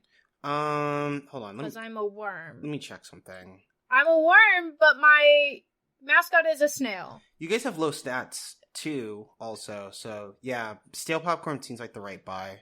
I don't understand. Okay, for people who are listening at home, stale popcorn earns me 25 coins whenever my team loses, Right. which seems like a good investment. See, I wish I knew what the tarot spread was. I don't want to buy one, I think. My current snack pack, I have some popcorn, but I also have stale popcorn, because, like, my Wild Wings kind of, like, are supremely mediocre, so I want to make sure that I'm getting rewarded when they win and when they lose. Mm-hmm. Does popcorn go bad? No, it stays in your inventory. Right. Oh, so, like, good popcorn will become stale popcorn. No, they are two distinct items. Mm-hmm. Right. But what happens is that, like, for example, if you buy one set of popcorn, you earn 10 coins when your team wins. You could buy more popcorn and increase that reward when your team wins. So you can, like, modulate that according to, like, how often you expect your team to win and or lose. One thing I like about popcorn and stale popcorn is that they are a passive reward, which doesn't necessarily require input like the betting does. Mm-hmm. You just get coins, which you can then, like, translate into more tickets. So, like, let's say you have a day where you don't have the ability to, like, log in and bet. Your popcorn and your stale popcorn have got your back. Gotcha. Do I have to pick an idol on my team, or can I pick an idol on a different team? Honestly, no, you can pick an idol from any team. That doesn't matter. Okay. Who should I pick as an idol? I don't know. I picked one on my team. I picked Han Fox because he consistently gets, like, hits. Mm-hmm. But Alden Cash Money on the Hades Tigers was a fucking problem. So he's a good choice. But generally, anyone with, like, 4 to 5 stars is a solid idol. Okay. Can I pick the pitching machine? Actually, I was going to advise that you pick the pitching machine because, like, it does appear to be a pitching meta. And you can take, there's an item that, like, gets you coins every time your idol strikes a batter out. But it's got a peanut allergy. That's fine. Just don't throw peanuts at it. Oh, okay. Right. I can do that, I think. What the fuck am I talking about? That's fine. I'm looking at the website, but, like, what the hell?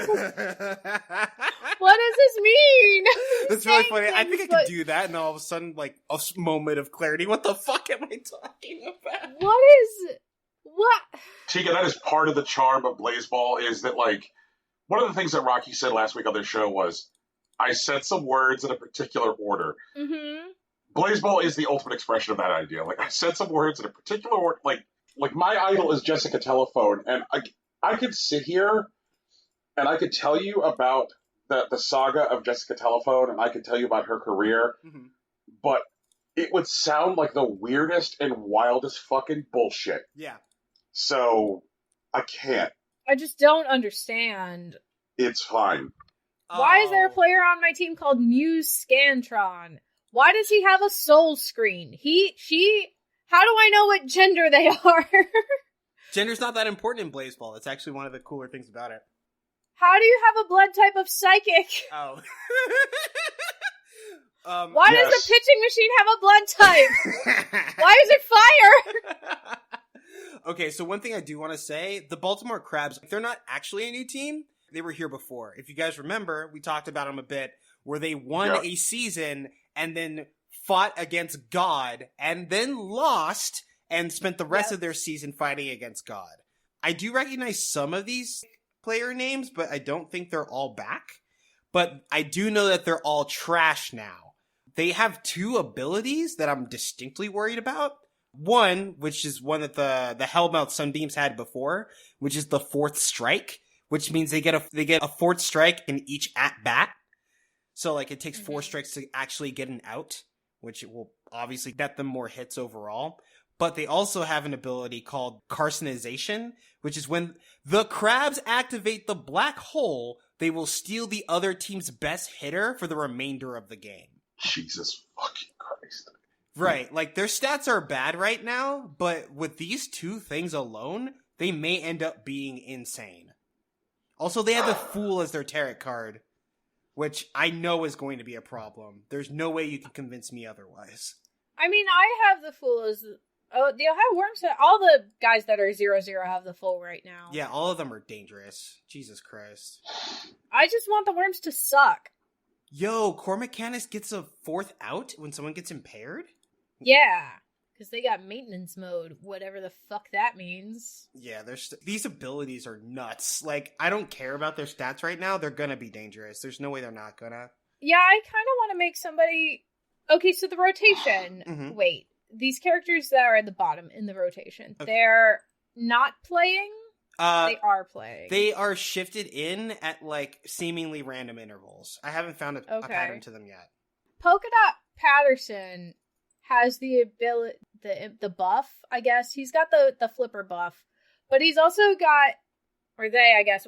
Fuck it. Whatever. Yeah, they. They also have the buff called Squiddish, which says when a Squiddish player is incinerated, they'll be replaced by a random Hall of Flame player. What the hell? Yeah. What does this mean? Okay, so Hall of Flame is something that hasn't been defined yet, I think. Mm-hmm. But, like, incineration is something that we've seen before. There are situations where your character will simply combust because of some happenstance in the environment. But instead of them leaving your roster, they're going to be replaced by some unknown character.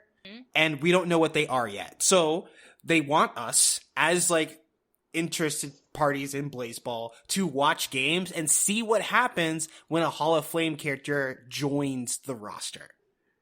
And then we'll know more, I guess. Okay. So all these Hall of Flame people are, like, dead? Unclear. But the players are, like, already undead, so, you know. It says they're deceased. If you click on a player in the Hall of Flame, it says they're deceased. Wait, you can see Hall of Flame? Yeah, on the website.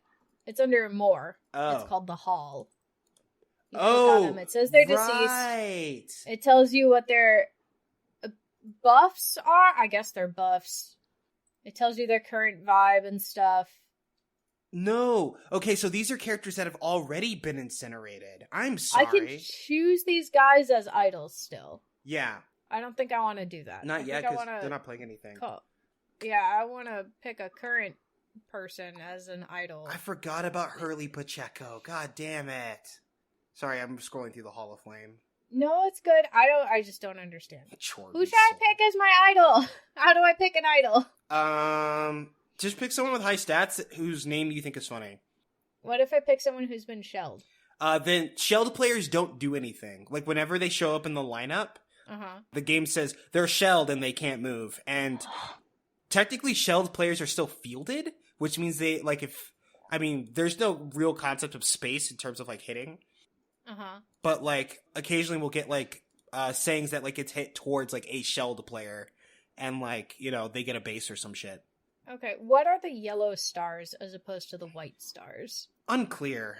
I know the election just happened yesterday, so I haven't read through it. Brian, you know anything? I don't. Okay.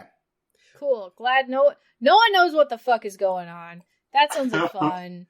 I'm really excited for these flippers. Like, that's going to be nuts. Because, like, when flooding as an event happened, or as a weather effect was, like, in play, if the field flooded and there were people on the bases, they just got pushed off the bases. But now flippers mean that if the environment floods, whoever's wearing flippers that's on a base auto scores. Oh, okay. All right. Sure. Oh, God. What the fuck? What is this? I don't understand. Why do people need armor? Because sometimes you get incinerated, Teeks. Yeah. Wouldn't the armor make you more? What? There's some armor that, at least in the past, that has been, like, fireproof. Or that, like, protected you from, like, crows or birds, I think. I don't know if there's ever been an armor set that, like, protects you from, say, like, a peanut allergy. No, actually, I'm pretty sure there wasn't, because that was a big thing when, like, the shoe thieves, like, fought the peanut god. But, you know, whatever. Okay. Sandy Turner sounds pretty good. Okay. Apparently they've been percolated, and they're spicy. Yeah. What does that mean? Okay, so when spicy... Blood types... Oh, no, that sounds great. So spicy players, like, when they get, like, 3 consecutive hits in at-bats, like, they are... Basically, their, like, hit chance goes up. At least that's what I've seen. Also, it looks like the yellow stars are just flat boost to all your abilities. Like, I'm looking at, like, Aldous Cash Money, and I click into them, And, like, he definitely used to be 4-star at batting, but the yellow star is adding a star to everything. So now he's a 6-star base runner and a 5-star batter. Oh, okay. Huh. Well, most of the Ohio Worms have that, but they also all suck. Right. I fully expect that to change, especially with, like, Bottom Dweller, because it just says they'll be boosted, but I don't know, like, if that's, like, your win count. Also, like, wins are a different thing because, like, there are some situations, for example, if you're playing under Sun 2, if you get 10 runs in a game, the game also adds a win to your win count. As opposed to just, like, affecting your record, which is why wins is a separate statistic. We didn't get a lot of variance this time, but I expect that to change in the future. Okay. Hey. What the fuck? Yeah, welcome to Blaseball, Teeks. Pre-game ritual getting struck by lightning. Some people do some weird stuff. Actually, hold on. Han Fox's... Oh yeah, Han Fox's fucking pre-game ritual is kissing up to ownership. I forgot about that. That's great. What the hell? Alden Cash Money power lifts. Dudley Mueller enters the Tesseract, apparently. Yeah, Theodore Cervantes, I don't know, on the New York Millennials says that their pre-game ritual is getting struck by lightning. I don't. Whoa, he's a lot of stars. Jesus Christ. Yeah, he's got a lot of stars, but he's in the bottom part of the rotation. I don't know what that means. But he's got a bunch of stars. Yo, okay, but this siphon ability sounds nuts. Yeah, I think can I change my idol at any time? Yeah, it just costs a couple coins. Well, like 200, but you know. Okay. I'm gonna make this New York Millennial dude my idol, I guess. Alright. I don't know what that... Okay, so, like, now your items will affect that millennial. So, if you buy, say, a hot dog, every time Cervantes hits a home run, you get some coins. If you have sunflower seeds, every time he gets a hit, you get some coins. If you buy... Oh, fuck. What was it? Crackers? Chips. Every time he strikes a batter out, you get some coins. Okay. I picked up some breadcrumbs and some stale popcorn. For sure. Because I want my team to lose. I hope they lose. I hope they suck. I hope they're the worst. I hope the Worms absolutely suck. Because if they don't, are they really a team from Ohio? Oh, God. Let's be real. Ohio State's good at stuff. Ohio State's is college. They don't count. Okay, that's fair. Because, like, the Bearcats are good, too. But, like, fuck it. I don't know, the Indians have been doing well lately, and that frustrates me. Like, our whole thing is we suck. Like, first the Cavs did well, and then the Lake Erie Monsters won, like, the hockey thing. And then it was like, are the Indians gonna actually win the fucking, what was it, the World Series or whatever? And I'm like, what is going on? This isn't right. If all three teams win the things, then we die. Well, Tegan. Yeah. I might have something that needs to move to Ohio then. Yeah? Taxi Chaos is a video game so offensively bad. Oh, okay. That I did a self-serve refund on Xbox, which I have never done before. Really? Yes. So how bad is super bad? I thought it was a pretty good movie. Rocky. Yeah. Rocky. Mm-hmm. Okay. I was screaming at the television. I yelled at this game, "Who do you think you are?" Yeah. Uh-huh. That's really funny. God damn it. Go on, Brad. Like, I haven't thrown shit at my television in years. But yet here we are. So this video game is naked and shameless in its repulsive ugliness. I just fell through the world within the first 2 or 3 minutes of play. Nice. Like sinking into the infinite. Mm-hmm. You're just driving down the street, just fell into the infinite. So it is a crazy taxi ripoff. That's what it wants to be. It's like a... And you know what? And actually, I don't even want to, like, call it crazy taxi ripoff, because that, like... that suggests that it is not possible for this to be its own genre of game. And I think the reason I bought this game was I was optimistic about the idea that, like, wacky, high-speed taxi game can be its own genre, because there was a moment where it seemed like that was what was going to happen. You know, like, after Crazy Taxi 1 and 2 both made a shit ton of money, there was that Simpsons game on PS2, Simpsons Hit and Run, where you are the Homer, not the Homer Pepe, but you are Homer, and you are essentially playing Crazy Taxi with Homer Simpson. And, like, Simpsons Hit and Run was a lot of fun, and it got good reviews and the whole bit. So it felt like there was a moment, like, teetering in between the Dreamcast era and the PS2 GameCube era, that, like, we could get wacky taxi games as their own genre, and doing, like, taxi drop-offs and shit like GTA was never anywhere near as satisfying, because, like, part of, like, what made Crazy Taxi so satisfying was, like, okay, like, I have found enough ramps in, like, the right order that I am now, like, hopping from rooftop to rooftop to rooftop of building, and I'm not, like, I'm hardly ever, like, touching the streets, and the dialogue for the drivers and the passengers is satisfying enough that it's fun to hear, like, the wacky drivers talk to the wacky passengers. There's variety. Like, yes, you do pick up the same passengers now and again, but it's not what I would call fucking constant. So, the first thing that happens, the game only has 2 drivers, okay? Mm-hmm. One which I would call, like, a generic white guy avatar doofus, and then what I will generously just call Black Lady. Okay. Okay.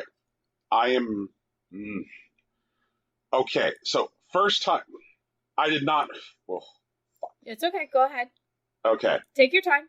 I did not pick white guy avatar. Okay? So I picked Black Lady. The first time my character spoke, it was pretty clear that what we had was somebody putting on a voice. Picture a bunch of guys who are on the same lacrosse team sitting around in a room where they think nobody can hear them, and one of them chooses to do a voice. That's what my character's voice sounded like. Yeah. All right.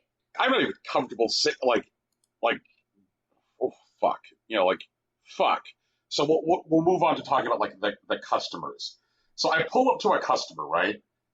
And the customer is this, like, guy in a suit holding a briefcase, and he, like, holds the briefcase, like, awkwardly over his head as I pull up, which is, like, a Crazy Taxi enough kind of, like, weird physical gesture that I'm like, that's fine. And he gets into my car, my taxi, and I will paraphrase and not repeat my driver. My driver asks how he's doing, to which he replies, "I'll tell you when I get there." And I'm like, fine, whatever. I'm like, I guess that's what this passenger says. And so then I start driving to the destination, and every time I do, like, crazy driving, which is, like, the whole motivation of these games, like, drive weirdly. So I'm, like, hunting around and, like, where are the fucking ramps in this game? Like, I can't find any ramps. I can't find any things that are, like, what I would call, like, obviously disguised ramps. Like, a good example of, like, an obviously disguised ramp is a construction site where there's, like, a piece of plywood laying over top of some, like, large concrete tubes. You're like, oh, I can ramp off that plywood if I cover it fast enough. These are the bread and butter of the physical design of this genre of game. Shit that you can use to jump onto rooftops and get around. And as I'm driving to this guy's destination, I literally see 0 ramps. And he gets out, and he goes, "Whatever, goodbye." So then I drive up to my next passenger, who is a white chick who was wearing something that kind of looks like Gilligan's, like, fisherman's cap, right? Mm-hmm. Okay. And she gets into the car. My driver says the exact same line of dialogue that she did to my first passenger to her. And this passenger, who looks like a late teens, early 20s, like white chick who's just like wearing some doofy outfit with a fisherman's cap, reacts in the businessman voice and says, "I'll tell you when I get there." Uh-huh. All right. I finally find a ramp, singular. I go off the ramp. Okay? Mm-hmm. And at which point I land on a roof. And I'm like, finally. At which point I then fall through the roof and fall into the infinite, as I mentioned earlier. Sinking into the void. This game's reaction to me, like, actually finding a ramp and going off of the ramp is to fall into nothingness. I proceed to, like, continue playing the game. In 30 minutes, across their, like, recreation of Manhattan, I find 8 ramps in 30 minutes. On 7 out of 8 of these fucking ramps, when I land on a rooftop, I sink through the roof and I fall into the infinite, requiring a full restart of the game. Nice. Okay. Right. Uh-huh. Great. Because if I Lovely. If I just go back to the menu and I like restart from the menu, I just, when I get back into the game, falling through the infinite. I actually have to close the app from the Xbox dashboard, like use the manual close and restart. So I mentioned that there was an 8th ramp, which I didn't have that experience with. So I'm actually, like, once I'm up there, like, able to jump from rooftop to rooftop, and I'm like, okay, finally, now that I'm up here, this is working out. And lo and behold, in downtown, I find an alien with a flying saucer on a rooftop. And the alien's arm is up because he wants to be a passenger. And the alien gets in my car, and I'm like, okay, game, you've been terrible, but obviously you bothered to put this alien up here on the roof as an Easter egg, and he's a passenger, and so what's going to happen?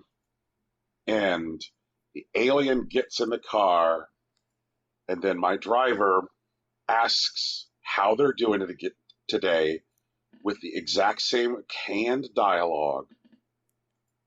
And the fucking alien says, "I'll tell you when we get there." Oh, Jesus Christ. All right. Cool. Cool. Love that.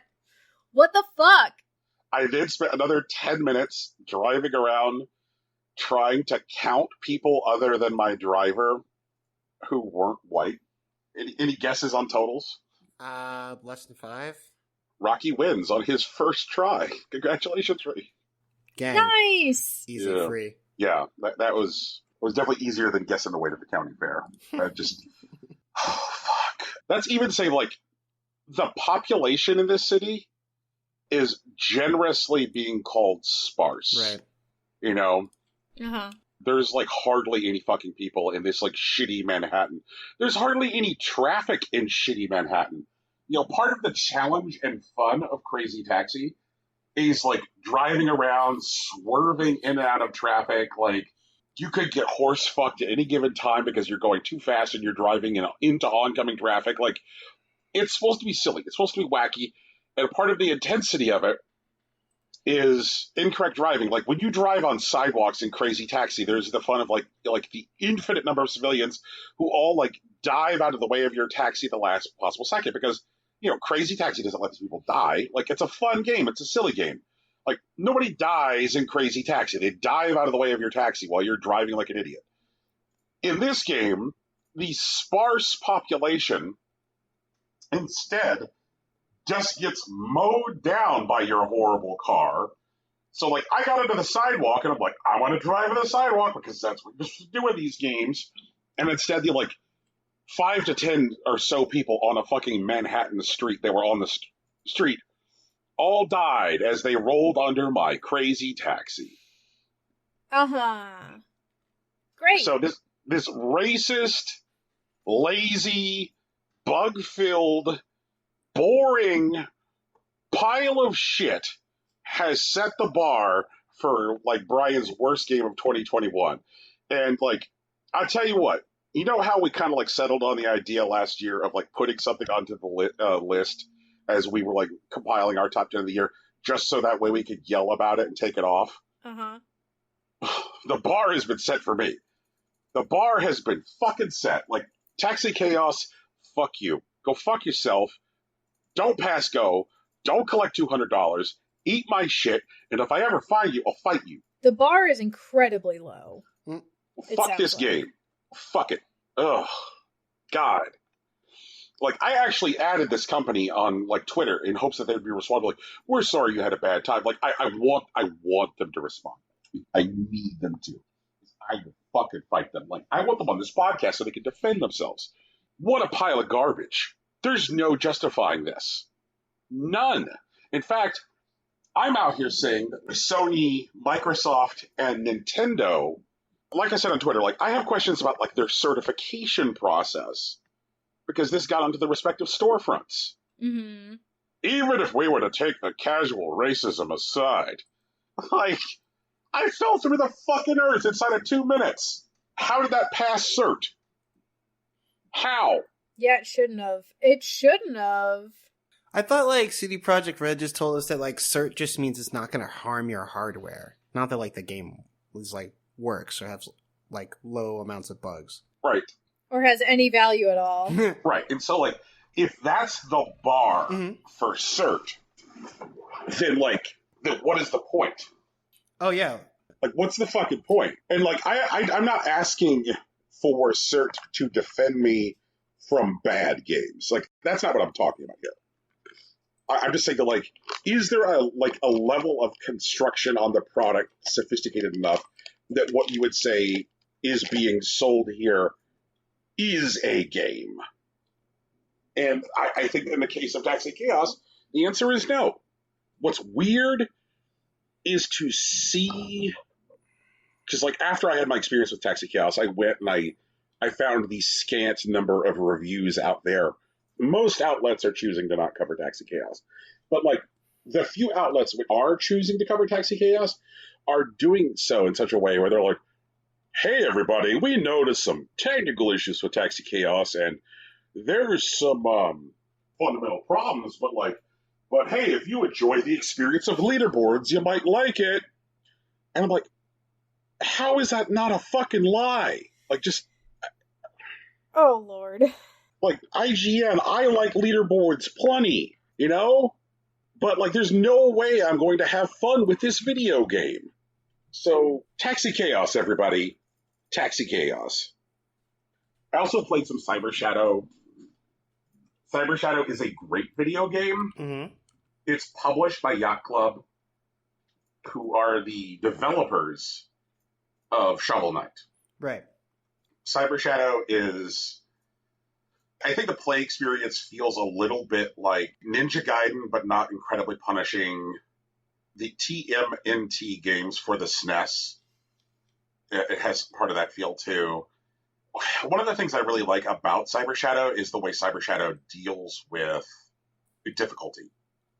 Is that, like, there are these shrines where you can purchase power-ups, and the power-ups have, like, a limited functionality, a cooldown on the time that they'll be available. So you can exchange, currency that you acquire in game for these power-ups, and then activate the power-up when you need it.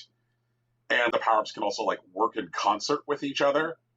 So you can be like, all right, like, I'm going to activate this power-up when I get to this point, and I'll activate this power-up when I get to this point, or I'll activate these two power-ups together. Like, I got a hold of a power-up that made me invulnerable to damage if the damage comes from directly above. So things could, like, still shoot me at, like, from angles above or from side to side. But, like, if something's coming at me from straight above, it doesn't do damage. So there was, like, a boss who had, like, a stomp attack as part of its routine during the boss sequence. And it's like, oh, okay, like, if I get this, then I only have to worry about, like, 80% of the boss's routine. I don't have to worry about the stomp. All right. Right. This whole like system of you get to like a shrine and you choose whether or not you want to buy a power up at the shrine, which is based on like the currency that you've acquired from previous levels. You're like, okay, do I have enough currency to buy a power up? And then like it helps to have failed so that way you know what like power up might be helpful to you. So it's like, go try this thing. And then like if you don't necessarily succeed, you get returned to the shrine and you can choose to like buy something to help. And so like I've really enjoyed that because like I only buy power-ups when I feel like I need them. Like otherwise like I'll try to like go into an area like without power-ups. I also always make a pass into an area without any power-ups at first just to like get the lay of the land and be like, okay, like this is fine. Like I can do this. Like I don't need a power-up this time. Or like, oh God, I'm gonna get totally horse-fucked by these things. I need something. And so it's helpful. It rewards play without the power-ups because the more success you have without the power-ups, the more currency you have to use later. Because like I said, these things are on a cooldown and the power-up will run out. Like I'm not immune to attacks from the top forever. That like power-up goes away. And so like the more you don't use them, the more availability you have for later. The art is really snappy. The game looks really cool. Like they're doing we've talked about the idea of like lazy pixel art in the past on this show, like people like going for pixel art because they think it'll just trigger like a certain ages and nostalgia versus like good pixel art. This game has got good pixel art. Like it's a pleasure to look at. And like the soundtrack is really, really good. It sounds very crunchy. It sounds very muddy. It sounds like good chiptunes. So like this is a fun ass video game. Strong recommend. Love the way it implements managing difficulty, which is a contrast to the next game that I am here to report on, which is Ghost and Goblins Resurrection.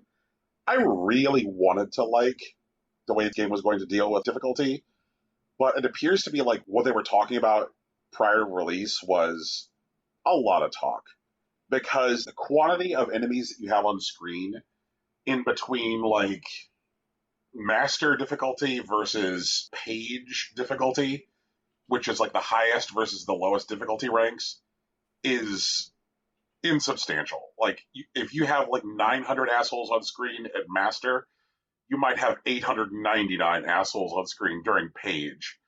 So like the difference between like master versus page is that page, your character is like functionally immortal. And like if Arthur dies, he's like turned into this like floating like light blue sphere with a pentagram in it.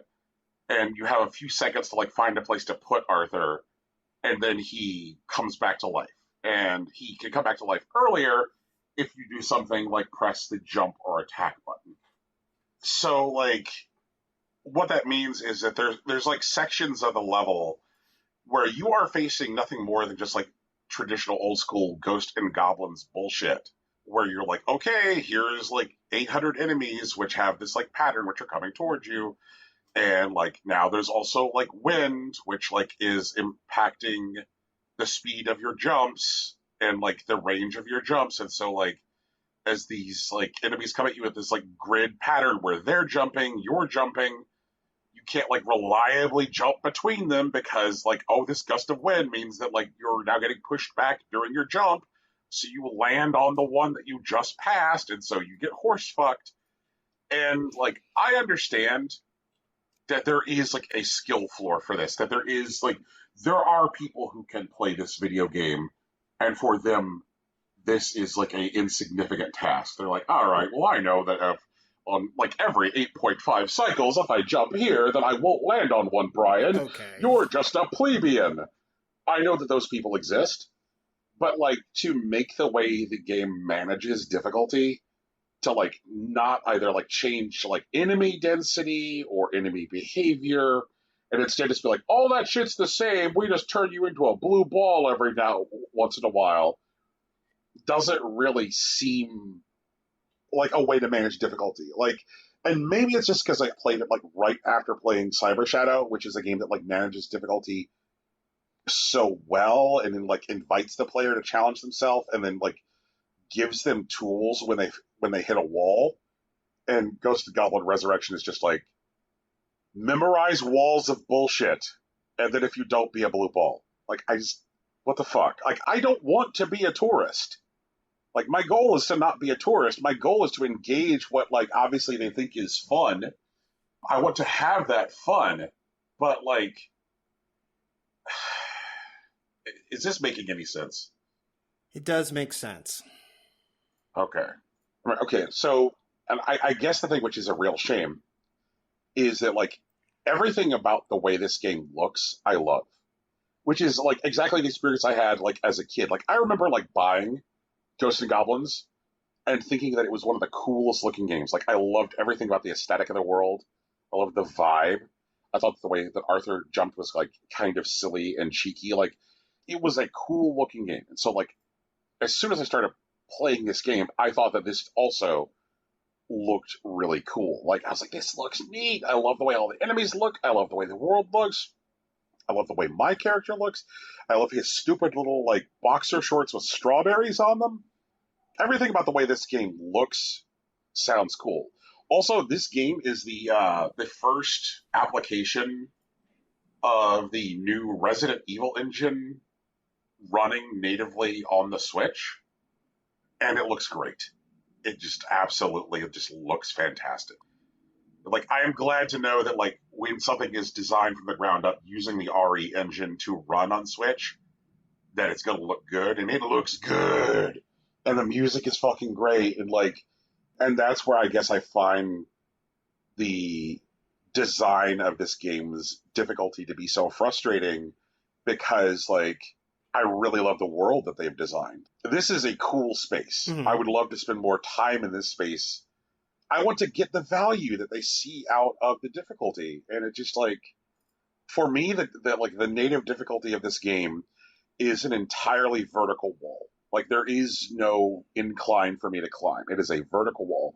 And so then just to be like, to pat me on the head, every 60 or 90 seconds, be like, okay, it's okay, Brian, you're a blue ball now. Like, you could be a blue ball for 15 seconds. Like, I don't want to be a blue ball for 15 seconds. I want to play the video game. And so, like,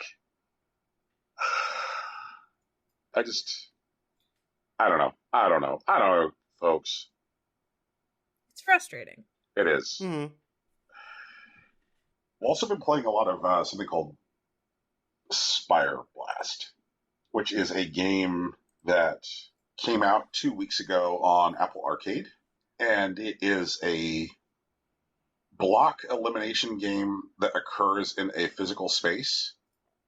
So you have a tower, and in this tower, you are given different objectives for each round.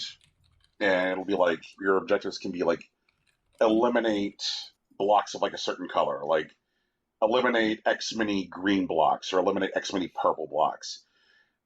But then these tasks are made more complicated because of certain modifiers. Like, one of the tasks which occurs is, like, because this is a physics-based block elimination game, as you, say, eliminate blocks from, like, one side of the tower, it can cause it to become, like, top-heavy on the other side and just cause blocks to start tumbling, which means that you don't get to eliminate them, which means you don't get points for eliminating them. But that can work out in levels where one of the objectives is to feed a dragon. There's a little flying dragon who's flying around the tower. And so you then have like the added challenge of timing your tosses of balls, to cause eliminations. So like as the dragon is like swooping around part of the tower, you're like, if I toss the ball now, then the blocks are going to fall on this side. And so the dragon can eat the blocks as they fall. And then some of the blocks have like additional modifiers on them. These blocks have to be hit twice in order to be removed. Or these block types can't be directly struck. You have to strike the blocks beside them. You start to like acquire currency based on like the level of success you encounter in each level. And then you can get like spells that you can use during the levels. Like use this spell to like change a wall to all one color, or use this spell to eliminate all the blocks of another color. And as you progress through the game, like there's different ways that they use to like scale the difficulty of the levels. You might have a level where there is a section of the tower which is entirely, like circular in design. So like the physics of like how blocks fall are going to be different than like if it is like, 4 sides where there's like sides that you can more reliably cause to fall by removing blocks here and here. Like it's harder to like just trigger a side to fall with like the circular towers versus like the 4 walled side towers. Okay. And then like sections with like alternating hatching sections. You're like, oh, okay, well this section's like 4 walled, this section's circular. Then they introduced like floating shields that rotate around the towers. So there's like timing your ball tosses so that way it doesn't just hit a shield and become useless. Limiting your total number of balls that you get to throw in a level. You're like, okay, you're going to have like X many balls of this color and X many balls of that color and X many balls of that color to toss in the course of the whole level. And so like throwing balls and being like, I actively don't want this ball to eliminate a large number of breaks because I still need to eliminate purples, and this section has a lot of purples in it, and I don't have that many purple balls left. And like it has been very, very addicting, this game. And one of the things that I very much enjoyed about it is that like a lot of times with like stuff like these like physics-based puzzlers or block-based puzzlers, there comes some kind of like fuck you wall in the game where the game's like, hey, fuck you, could you give me $30? Or like, hey, fuck you, could I have $40? Right. But that's where the Apple Arcade-ness comes into it. All games that are in Apple Arcade are part of Apple Arcade, meaning that like if you're part of Apple Arcade, then you don't get to have those kind of like incremental in-app purchases because you took the money from Apple to be included in Apple Arcade. So this development company designed one of these types of games without the microtransaction hooks. So the currency is entirely earned through like in-game play. So like it is entirely like skill-based acquisition of the currency. There is no like, and there never will be like, hey Brian, you could just buy more of the coins to get the spells that you need. I'm like, no, that's not what's going to happen. I'm going to go back to an earlier level, grind some currency so that way I can buy more of the potion that turns like a wall the same color, which I dig.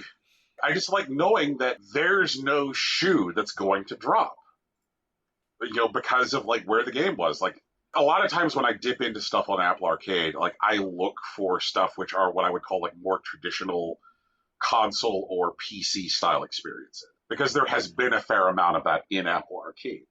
But this is what I would call like a more traditional mobile style experience. But because of how it's being served, the things that have like historically made mobile experiences negative isn't there, which is like really, really interesting. Like I remember several years ago when Nintendo entered into a partnership with the developers of Puzzle and Dragons, like how well received the Puzzle and Dragon games for 3DS were, because when you were playing Puzzle and Dragons on the 3DS, it wasn't trying to shake you down for money every 5 minutes. We were like, holy shit, if I just play Puzzle and Dragons on my 3DS, like it's a fun game. Which was like revelatory for some people to discover that some like block-based puzzle games are quintessentially fun. It's just people have been motivated to design them in such a way as to like shake down their players. So it has been fun to find like a new block-based puzzle game, which I know is never going to shake me down. So, hooray, Spire Blast. If you have Apple Arcade, go download it because it's part of your monthly subscription and it's a good-ass time. Do y'all have anything that you want to know about, Cyber Shadow or Ghost of Goblins Resurrection or Spire Blast? I'm kind of surprised how much you had to say about Spire Blast.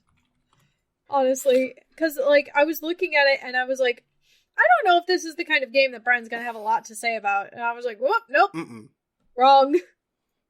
Categorically incorrect. Isn't it cute? It is very cute. Mm-hmm. I love the art style. And that dragon is adorable. Like, hopefully you found some pictures with the dragon in them. Yeah, the dragon is really cute. Yeah, I love the look of this game. Like, it's so fun. Like, it has a good look. They use the haptic feedback on the iPhone. Oh, they do? Yeah. So, like, actually tossing the balls has a nice satisfying pop feeling in your hand. Huh. Yeah. It's obvious that, like, a lot of care went into the design of this game. And, like, I would honestly, like, one of the memes out there is would be great on Switch, where people talk about games that they'd love to see on Switch. Right. Spire Blast. I'd love to see it on Switch. I could see this succeeding on Switch, and I could see it succeeding on Switch, like, using, like, 2 different control mechanisms, because we know that these guys, like, are into, like, haptic feedback for, like, the sensation of throwing. Like, either give me, like, a 2 Joy-Con setup where I use, like, traditional controls, or give me, like, a 1 Joy-Con setup, which uses a pointer on screen, and, like, give me a throwing motion, and just, and give me some of that, like, pop sensation of the Joy-Con. You know? Yeah, the pop sensation on the Joy-Con I could definitely see being good. Yes. Good feels. Yeah, it is a very fun, very satisfying game. But, like, I also downloaded Nuts. I haven't really had a chance to get into it yet, but Nuts is a game that, like, aims to, like, set itself somewhere between Firewatch and Pokemon Snap. That's an interesting combination. It really is. Like, it's this game where you are a ranger who has been sent out to start collecting information on the local squirrel population. And so, like, you're, like, spiraling into this plot about what the fuck is going on with the squirrels while exploring this, like, large space, and it's, like, gear gated, like, the same way that, like, Firewatch was. But, like, your central component to your gear is your camera while you're, like, taking pictures of, like, squirrel behavior, and as you see the squirrels, like, do shit, you have people you report back to. You're like, the squirrels are doing this. And that's, like a big-ass, like, narrative experience. I started with it, but I was like, you know what? This is going to be more fun with, like, traditional triggers and thumbsticks. So I'll just wait to really dig into this when the backbone shows up. So I put Nuts aside for the time being. I'll get back into it on Tuesday. For sure. That phrase is weird. I put Nuts aside for the time being. Yeah, that phrase is weird. Tegan thinks it's weird because nuts also means testicles. I mean, not necessarily, but yes. I said some nuts in a particular order. Yeah, exactly. That's more it. I guess my last thing here is just like a PSA. We here at Impossible Coin periodically will tell major corporations things that they could do, which are smart. And we will say that we are telling them this at no additional charge, because, hey, it's not like you'd pay us anyway. Right. Bandai Namco, you are literally throwing away money by not re-releasing Tales of Symphonia on, like, modern consoles. I don't want that. Immediately shot down. Talk to me, Rocky. Yeah, I'd rather them just make better Tales games. I think Tales of Symphonia is fine where it is, and, like, I feel like the modes of access to it aren't that huge of a leap, because, like, even if it is, like, I guess the only modern console, the modern way to play it now would be on PC. Right. It uses, like, GameCube functionality. Like, the laptop that I have in my back room that's literally 10 years old could play it, and it wouldn't be an issue. And while it would be nice to, like, have Tales of Symphonia again, like, on a modern console, maybe this is a selfish argument because I don't need it. I really like Tales of Symphonia, but I'd rather pay $60 for a new and interesting Tales game than, like, $60 for a game that I know I already love. I'd rather them focus on doing the work and making a truly compelling RPG in a world where Final Fantasy never happened, as opposed to just, like, reveling in their own success, which they don't need to do because they're still fucking Bandai Namco and they have money. So I can't support this motion. I'd rather them make new Tales games. Okay. I pulled up a chronology of the Tales games. Mm-hmm. So I was like, man, I'm like, has it really been that long since like there has been a great Tales game? And I think I'm going to come back and say I disagree. Sure. Tales of Vesperia. Vesperia was pretty good. Yeah. But I'd argue that it was closer to like the beginning of the end. Like, I think Vesperia was something closer to like Fire Emblem's Awakening in their timeline. I feel like it may have made more money than Symphonia, but may not have gotten like the critical accolades. But it definitely like showed that they could get away with less, and they kept pushing that line as far as people keep paying for the games. I think one of the things that I want to harp on specifically is that like in Symphonia, there's a character, Zelos, who is like a pretty boy misanthrope with a tragic backstory. Right. That I don't really think was that compelling of a character, but was very, very popular. And now, like, Zelos in various forms is essentially a staple of the series. And I don't even think Zelos had, like, the fourth best writing in, like, the game. But they know that people like the look and, like, feel of Zelos as a character. And now he's a staple of the series, and everyone's cool with that, I guess. Except for, I don't know, people like me. Those types of things in Vesperia started showing their head, and people didn't get loud enough about them at the time. Now, the currency of the Tales games are what we have. I would argue that you might have been right the first time, Rocky. Oh, the Stales? Yeah? Yes. Yeah, no, I get that. So, like, I could see the argument that, like, Vesperia is the beginning of the end, or, like, whatever, something along those lines. Mm-hmm. But, like, if that's the case, and maybe I'm just setting myself up to be hurt here, there has been a hell of a gap of time since the last Tales game. That's true. Yeah, like Tales of Berseria came out in 2016, and the sales of it were overwhelmingly ... okay. Right.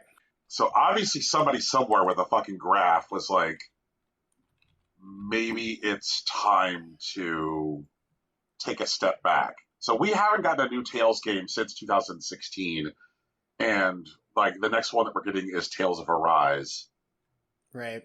So that's a big layoff for a series. I mean, especially this one. Yeah, I get that. Look, I think that's so. What was the last Tales game before Symphonia? Like, I feel like Destiny 2. Right. Okay. So Tales like takes a bit more time, I think, whenever they drop stuff. Like, I don't think it's like per console cycle, but well, I mean, during the PS2 GameCube generation, like they were out there hot and heavy. They were out there every year. That is true. Yeah. They were definitely spinning their wheels. So like, I feel like most of them used the same system also. So they were just like trying to throw stories at the wall and see what happened. But I feel like the things that Symphonia did well, where they made like really focused characters that like have full arcs and like a combat system that was interesting and rewarded your attention, but also just did like cool shit. And they definitely, you know, paid their VAs to get some really wild shit recorded, which is dope. I feel like there's a lot of like little things that have to add up that maybe is not what they wanted to do over time. And if it doesn't like pay off in a huge way, then maybe that doesn't feel great for a company that is as profit focused as like Bandai Namco, where they have shit like fucking Tekken, like making money hand over fist, you know? Right. I would really love, like, the thing about RPGs is that they are resource intensive and focus intensive, and they are really delicate things. I know Bandai Namco is the type of company that has the resources to throw at that, but maybe they don't have the attention that they want to throw at it. Right. And that sucks. And so, I don't know. I'll look for the next big RPG. Maybe Atelier Rise is a thing that I poke at this year or whatever. I'm still looking for a summer RPG. Yeah, I keep on reading all these like headlines about like, you know, like Bravely Default 2. Mm-hmm. And like all of these headlines make me not want to play it, even though I enjoyed the first one. Because like the headlines all read like, Bravely Default 2 is an unfairly hard game and it will horse fuck you to death. Here's why you should like it. And I'm just like, that does not sound fun. You were not pitching me on this game, media. Like, Bravely Default basically made Final Fantasy V accessible. Like, I think that's its big sell, honestly. I could see that. But BD2 is definitely like, let the numbers go up. And so, like, it really wants you to poke at, like, the depth of their systems in the same way that I guess, like, Paper Mario 1000 Year Door did. I'm not going to say it's, like, from what I can tell, is, like, impossibly difficult. Like, I haven't played it. I don't have it in my hands. But from what I've seen of, like, the gameplay, I think the game is going to kick you in the teeth if you're not paying attention, which is a different type of RPG experience. It's closer to, like, original Final Fantasy V. Okay. Thanks for coming to our Tales conversation, everyone. Mm-hmm. I think it's time for the news. Oh, shit. Right. We have news. Hi, everybody! It's Tegan! I don't know if you've been following along, but episode 3 of my and Gada's Let's Play through The Legend of Zelda: A Link to the Past is now live on YouTube. We get out of the castle, and we're finally heading to Kakariko Village. If you want to check that out, you can go to Gada's channel on YouTube. Just go in the search bar and either look for The Legend of Gada or type in your search bar, my name is Gada.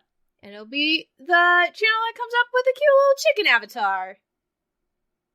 Hey.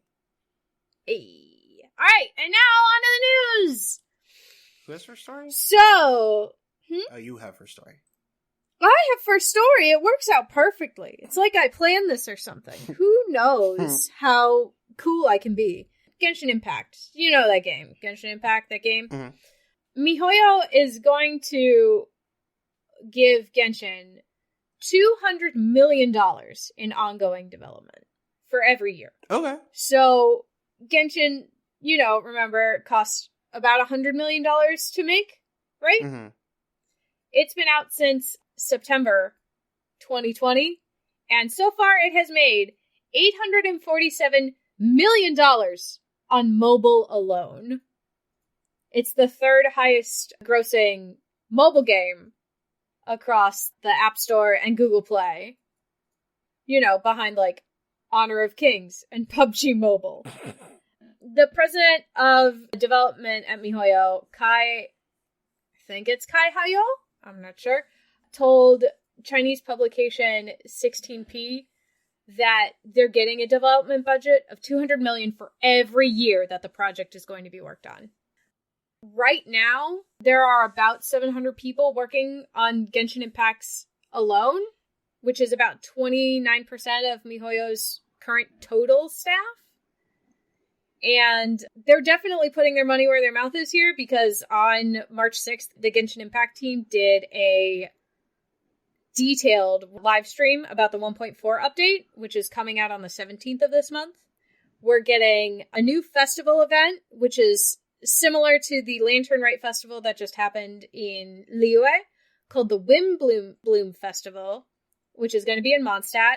Rosaria was announced as a new playable character, and we're going to be able to go on dates with a selection of characters, and those story quests aren't going to be going away anytime soon.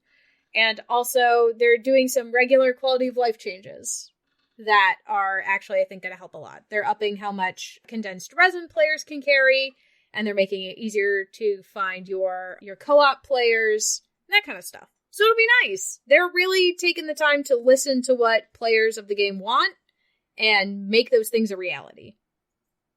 I don't think I want to go on a date with any of the Genshin players. I mean, they're like event dates. They're not necessarily like romantic dates. Okay. They're kind of getting to know you events for characters who don't currently have storyline quests. Other than Barbara. Barbara gets a getting to know you event. It looks very cute. And as you complete these events, you'll get like literal commemorative photos that you can have. Just have. Looks very fun. I'm excited. The characters that they announced for these like date events are Barbara, Noelle, Chongyun, and Bennett. They're going to be like choose your own adventure sort of storylines. Okay. Actually, choose your own adventure seems like an interesting thing that I'd like to see more of in video games. Yeah. And each like official ending that you get gets a photo. Yeah. It sounds fun. I'm excited to get to know some of these other characters that haven't had plot-related storylines. For sure. It also sounds like we're going to be getting to the Electro area soon. And the next two banners they announced are Venti. Venti's coming back for the Windbloom Festival. And then after the Windbloom Festival, we're going to have a Child rerun. For sure. So I'm going to get a chance to get 2 archers. Yay! It's all archers from here on out. I still only have 1 archer. I still only have Amber. Oh, yeah. So I'm excited for the prospect to get some other archers. Yeah, no, that makes sense. God. Also, like, I know this isn't you, but for some reason, I've seen a lot of hate on Amber, like, as a play experience and a gameplay thing, and I'm like, I don't get it. Like, Amber's fine. Yeah, Amber's fine. I'm just... Part of me is like, I want other archers, you know? Because I literally only have the 1. Mm-hmm. And the other part of me is I'd like to see I want some different, like, play styles, I guess. Right. More than anything else. Her draw is a little bit slow for me. Yeah. And there isn't really a way to up her speed on that. Yeah. But, like, her damage output's fine, right. You know? She's perfectly ganky, you know? Yeah. I do like her doll. Her doll's fun. Her doll is actually fun. Brian, she gets a doll that when she throws it out, it basically taunts enemies so that you can, like, step back and do more or different damage. That sounds like a good time. Yeah, it's very nice. Does a little dance and then it explodes. Like any good doll should, honestly. Bringing toys into battle will always make me think about Earthbound. Yeah, fair enough. Yeah. Man. Well, I have a story for us. It's not about the gigantic choo-choo train of success of any one particular video game or company, but instead about the exciting and wacky world of anti-competitive behavior. What? Well, a regulatory authority in the United Kingdom, the Competition and Markets Authority, has launched an investigation into Apple. Oh.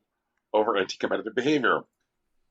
The probe is going to consider whether Apple has a dominant position in connection with the distribution of apps on Apple devices in the UK, and whether Apple imposes unfair terms on creators using the App Store that result in users having less choice or paying more for apps and add-ons.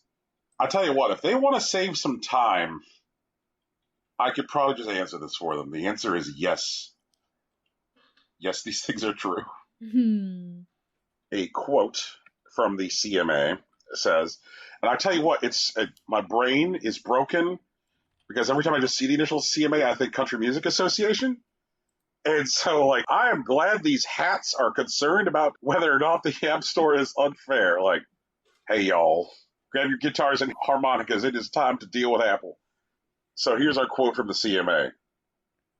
All apps available through the App Store have to be approved by Apple, with this approval hinging on developers agreeing to certain terms. The complaints from developers focus on the terms that mean that they can only distribute their apps to the iPhones and iPads via the App Store. I'll tell you what, partner, that sure does smell like a varmint, said the CMA. The CMA also stresses that this is the beginning of their investigation and they have not yet come to a decision. I get it. I don't know how they could come to any possible other conclusion. Hey, Rocky, Mm-hmm. do you and I want to get together and like design an app for iPhone? I think it could be called like Hardbody's Hits. Like use Festival Hardbody to help categorize your music. And AI playing the role of Festival Hardbody will help you look at your music catalog and decide what to listen to next based on what's fresh and looks most like holographic shorts. What do you think? That sounds pretty good. Whoops, we can't because we would have to do it through the iOS walled garden. That's literally the only way we can distribute the app. Right. Yeah, so we either have to give Apple 30% of any income generated by the app or not. Honestly, I come back to Epic here because it's hard not to read these stories and not think about Epic right now because it seems to me that we're very much in this like whoever wins, we lose kind of situation because like Epic and Apple are still embroiled in litigation in the United States with Epic's lawsuits against Apple. Mm-hmm. With Epic legit with a straight face trying to like paint itself as the voice of the underdog. And like we know this to be horseshit, and Epic continues to like wander around just gobbling up hot multiplayer games where people buy hats. Like if you have a hot online multiplayer game where people buy hats, there's a good chance that, hi, we're Epic, this is a giant pile of money, we now own you. First, they came for the Rocket Leagues. And then what was it, like this week or last week? They're like, hey guys, you know that stupid game that's like Mario Party where you play little fat guys that fall over? We bought that. We bought that now. That's Epic now. Like we have those hats. We have that hat money. What's it called? Fat guys? Fall guys?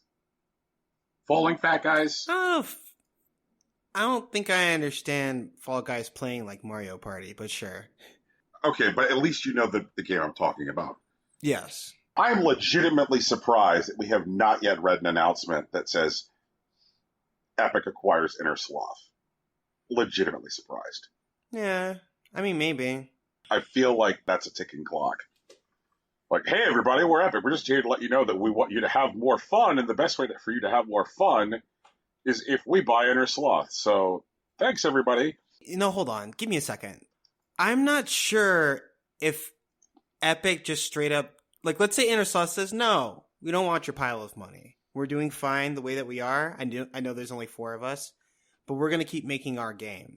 What does Epic do? Like, if they put out an Among Us, like, clone, essentially, I don't think that pulls the people away because their platform isn't that great. That's the biggest problem. Their platform is like essentially a poisoned well as far as like most people are concerned, but they're trying to get games that will make it so that people have to buy in. But like if Among Us simply says no and they don't like take the money, like what recourse does Epic really have? Well, I'll tell you what their recourse is, Rocky. Mm-hmm. Picture this, right?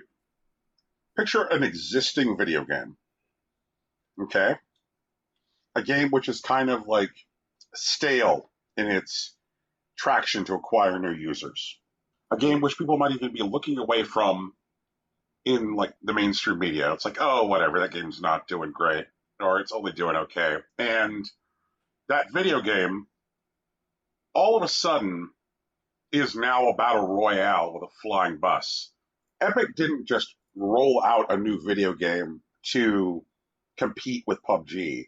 They just Trojaned a battle royale mode into Fortnite and like, look, like we took a video game that already existed in the marketplace, so that way we didn't have to deal with the scrutiny that comes from like new game release where like games get reviewed, because all of the Fortnite reviews have already happened. You know, people were either going to review Fortnite or not. Those that happened when Save the World came out. So I could totally see like if Inner Sloth says no, like, coming to Fall Guys, new shush mode.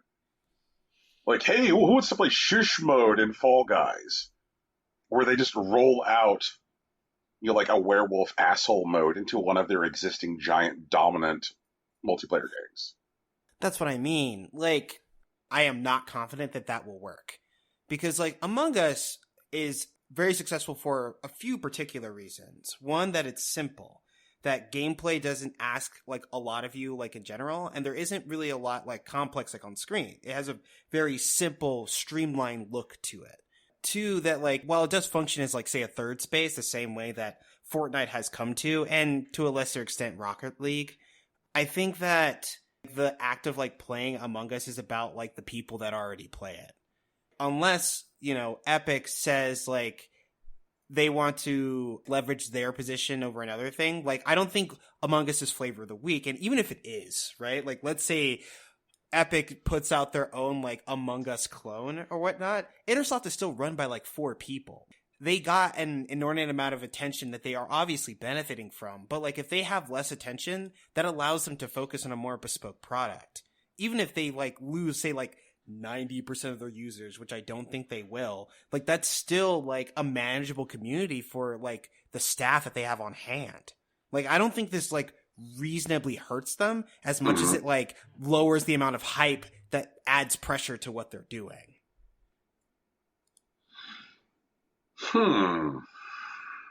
The difference, I think, like PUBG was on its way to being a phenomenon. They had billion-dollar investors in a company that was poised to become a publisher. Innerslot doesn't have that kind of ambition. So I think losing that like attention won't actually hurt them. Does Innersloth not have that type of ambition, or are they just playing that shit closer to the vest? Like, maybe, but they still only have 4 people. Like, they haven't hired... Does that include the community manager that they just hired? I mean, I know that's between 4 and Victoria 5. Tran is the 4th employee of Innersloth Games.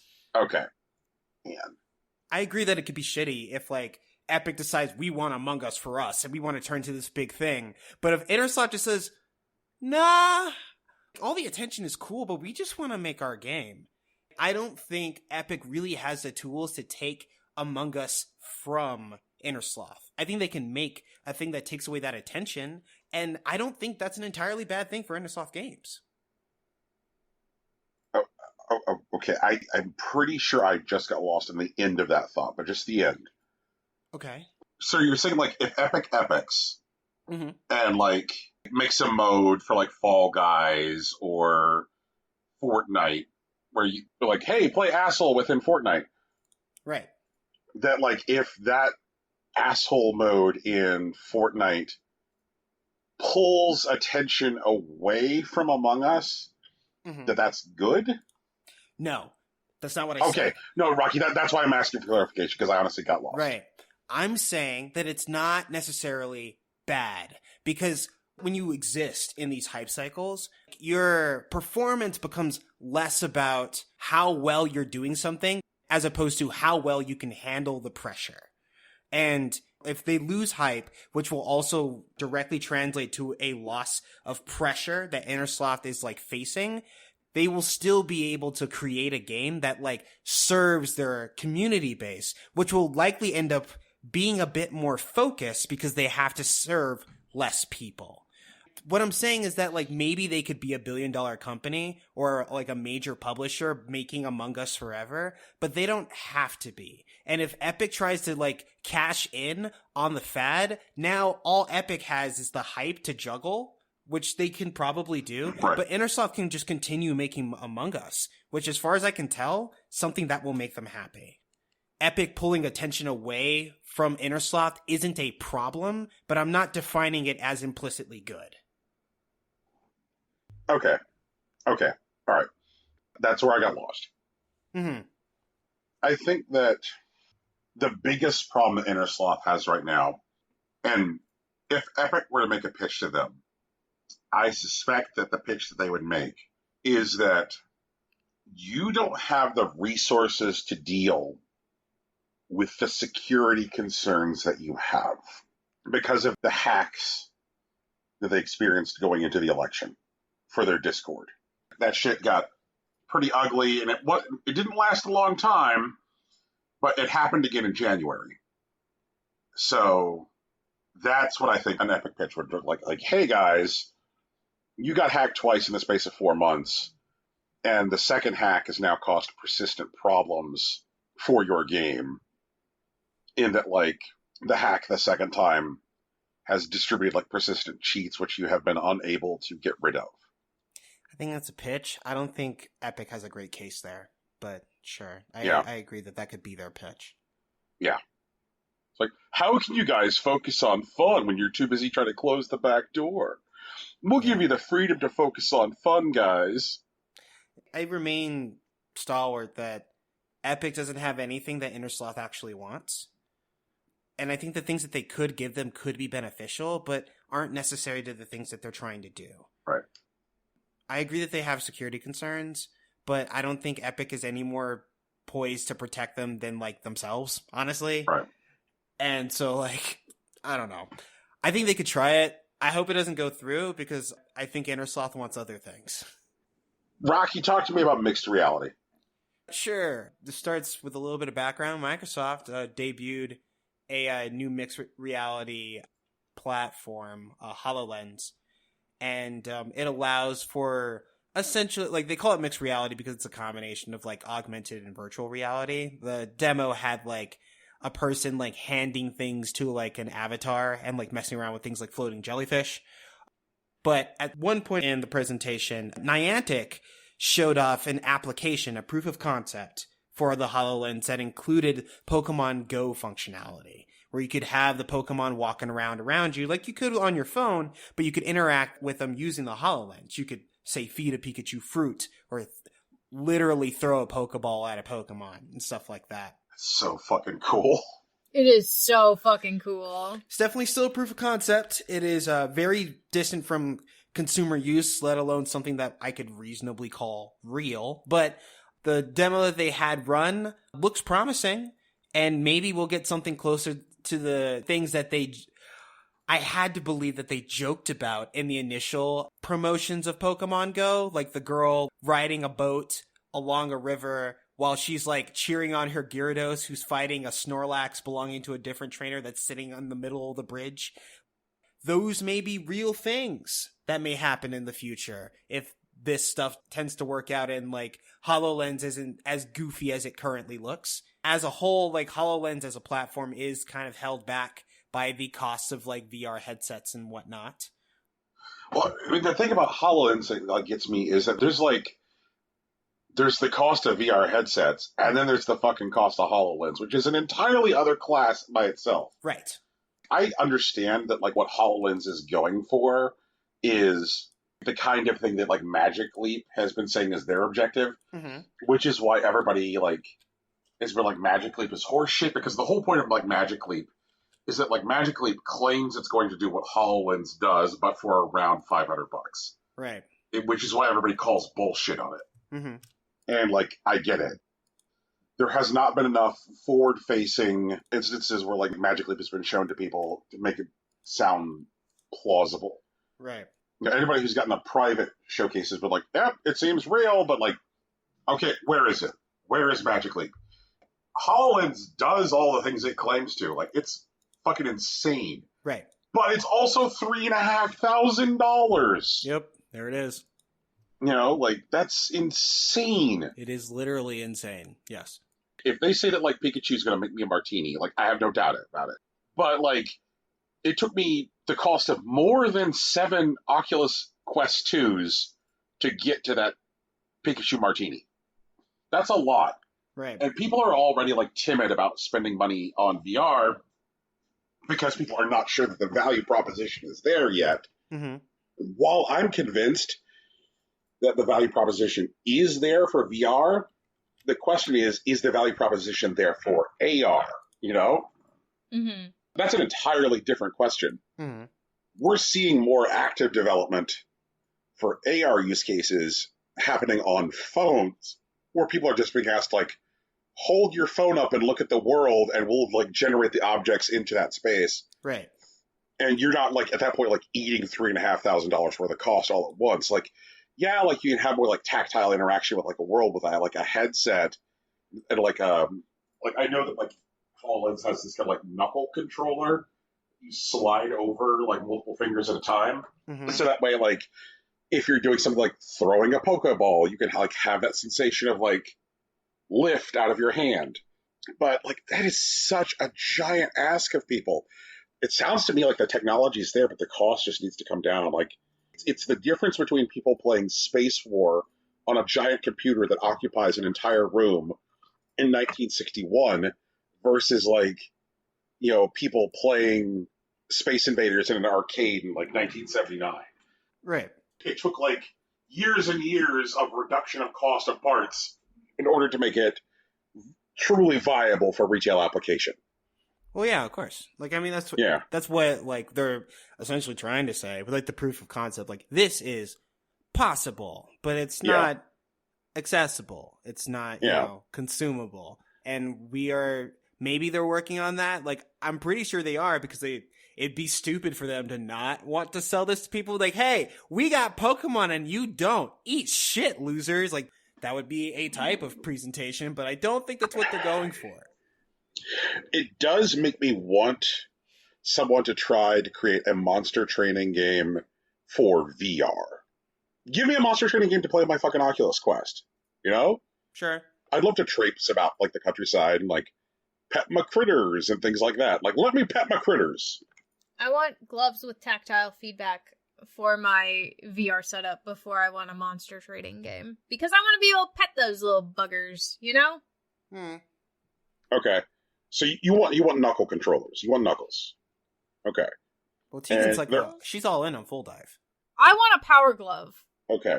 I want to be able to, like, give them scritches behind their ears and under their chins and that kind of stuff. Yeah. Can't do that with a one-button trigger push, you know? There is a limited amount of, like, haptic feedback to the Quest 2 controllers, but it's not even, like, the same level of haptic feedback that you get from, like, the knuckle controllers. And Vive 2 has got some pretty good knuckles. But, like, yeah, like, let us pet the critters. Let us pet the fucking monsters. For sure. And when full dive technology does come in, I will be trapped in the video game. I will do that for science. You're just gonna have to help me with my build. Oh, God. I'll autocon for you, Teagues. Thanks. I appreciate it. I have a question. What is the current location of the boots? Aren't they girl bossing? I heard they were girl bossing. They're definitely girl bossing, but, like, they need to not. So, Activision Blizzard announced on the 2nd of March. Notorious grape company. Yeah. That they hired Francis F. Townsend, who is a former Bush-era counterterrorism appointee and torture apologist, to be their new chief compliance officer. And that's the end of that story. Good night, everybody. It's not even Boots season, and I'm already fucking annoyed with Boots. So, two of Townsend's big focuses, according to the announcement, are going to be on player data privacy and monitoring the evolving regulations around things like loot boxes in international markets. Tegan, I have bad news for you. Yeah. You said it's not even boot season. It's not even Boots season. But you saying it's not even boot season in March is like someone somewhere in like mid-November saying like, it's not even Christmas. No, I shouldn't have to hear about Boots until mid-April or May. Like, this is dumb. And also, this is stupid. I should have just regular dumb stuff, not like anger-inducing dumb stuff. This is stupid. Ugh. And of course, you know, the CEO is like, Townsend is a highly regarded public servant. and there'll be a transformation, and Townsend is like, oh yeah, the new CEO is a transformational leader. And it's like, fuck off, god damn. You can't be a torture apologist and then put them in charge of fucking loot boxes. That's stupid. This is stupid. This is so dumb. Oh, this is so dumb. This is... Oh. Cancel culture isn't real. God damn it. I hate Call of Duty. I hate Blizzard, Activision. I hate Activision Blizzard. And I hate everything about this. No thank you. Goodbye. I can't wait for when Miss Townsend sits in on a hearing and she, like, gives us a line that clearly is being a loot box apologist and, like, everyone feigns surprise. Yeah, right? They're gonna be like, well, it turns out it is gambling, it is harmful, but, like, us in America, we believe in the freedom to spend your money how you choose. I was like, no, wait, well, I mean, maybe she'll get pushed there. I think she's gonna end up somewhere like, well, people are guaranteed value with every single purchase. Oh my god. Every time we exchange a loot box for our in-game currency, players always get something in return. There's always some value, even if it's not exactly what they want. Oh god, you're right. You're absolutely right. Yeah. Oh god. Oh god. That's disgusting. I hate literally all of those sentences. I hate every part of every word in all of those sentences. Okay. And you know what? They're gonna end up in, like, in a Senate hearing. I know it. No, they absolutely are. It's gonna be, like, oh my god. I don't even think it's gonna be for loot boxes, even though that's still evolving. I think they're gonna get hit for privacy earlier. And, like, it's gonna be really funny when, like, someone in their camp, it probably won't even be Townsend, but it'll be someone that will be talking about, like, people keep using the Fourth Amendment to, like, suggest a guarantee of privacy. What do video games have to do with quartering of soldiers? I mean, sure, we would love it if Call of Duty was in every household in America, but the Fourth Amendment doesn't stop us from doing that. Like some goofy bullshit. Oh God, I hate everything about this. We're in a couple months, the brand new Impossible Coin Call of Duty Senate hearing bingo card. Oh God, we haven't done bingo. Free to download from the Patreon for our patrons. Hey Brian, you got some Christ. You got some words in your heart, man. Fuck. Yes. How do we get the whole of Activision inside of Taxi Chaos? You gotta get the clown car mod. You gotta get the clown car mod so they can all pile in. Oh my God, I'd be on that leaderboard. That sounds like fun. God damn it. And I'll tell you what. Well, and once they all pile into that fucking clown car, I'll tell them when we get there. Fuck them. Fuck them. Beans. Shove them down their throat. So everyone, this has been our show. It's called Impossible Coin. We're here every week. You can find us wherever podcasts are found. We're on places like iTunes, but also Google Play and SoundCloud. Guys, can you hit SoundCloud for me real quick? Fuck SoundCloud. Fuck them. And speaking of SoundCloud, the music at the beginning of this podcast was produced by our good friend Big Sach. You can find him on SoundCloud at soundcloud.com/BigSachNJ. And if you want to talk to the man, the myth, the legend directly, you can find him on Twitter at Hillary_Swank. Our logo is also a t-shirt. It was designed by Lauren Moran. You can find her on Twitter at Lauren Moran and consider donating to her Patreon. She does the good work. Honestly, she deserves it.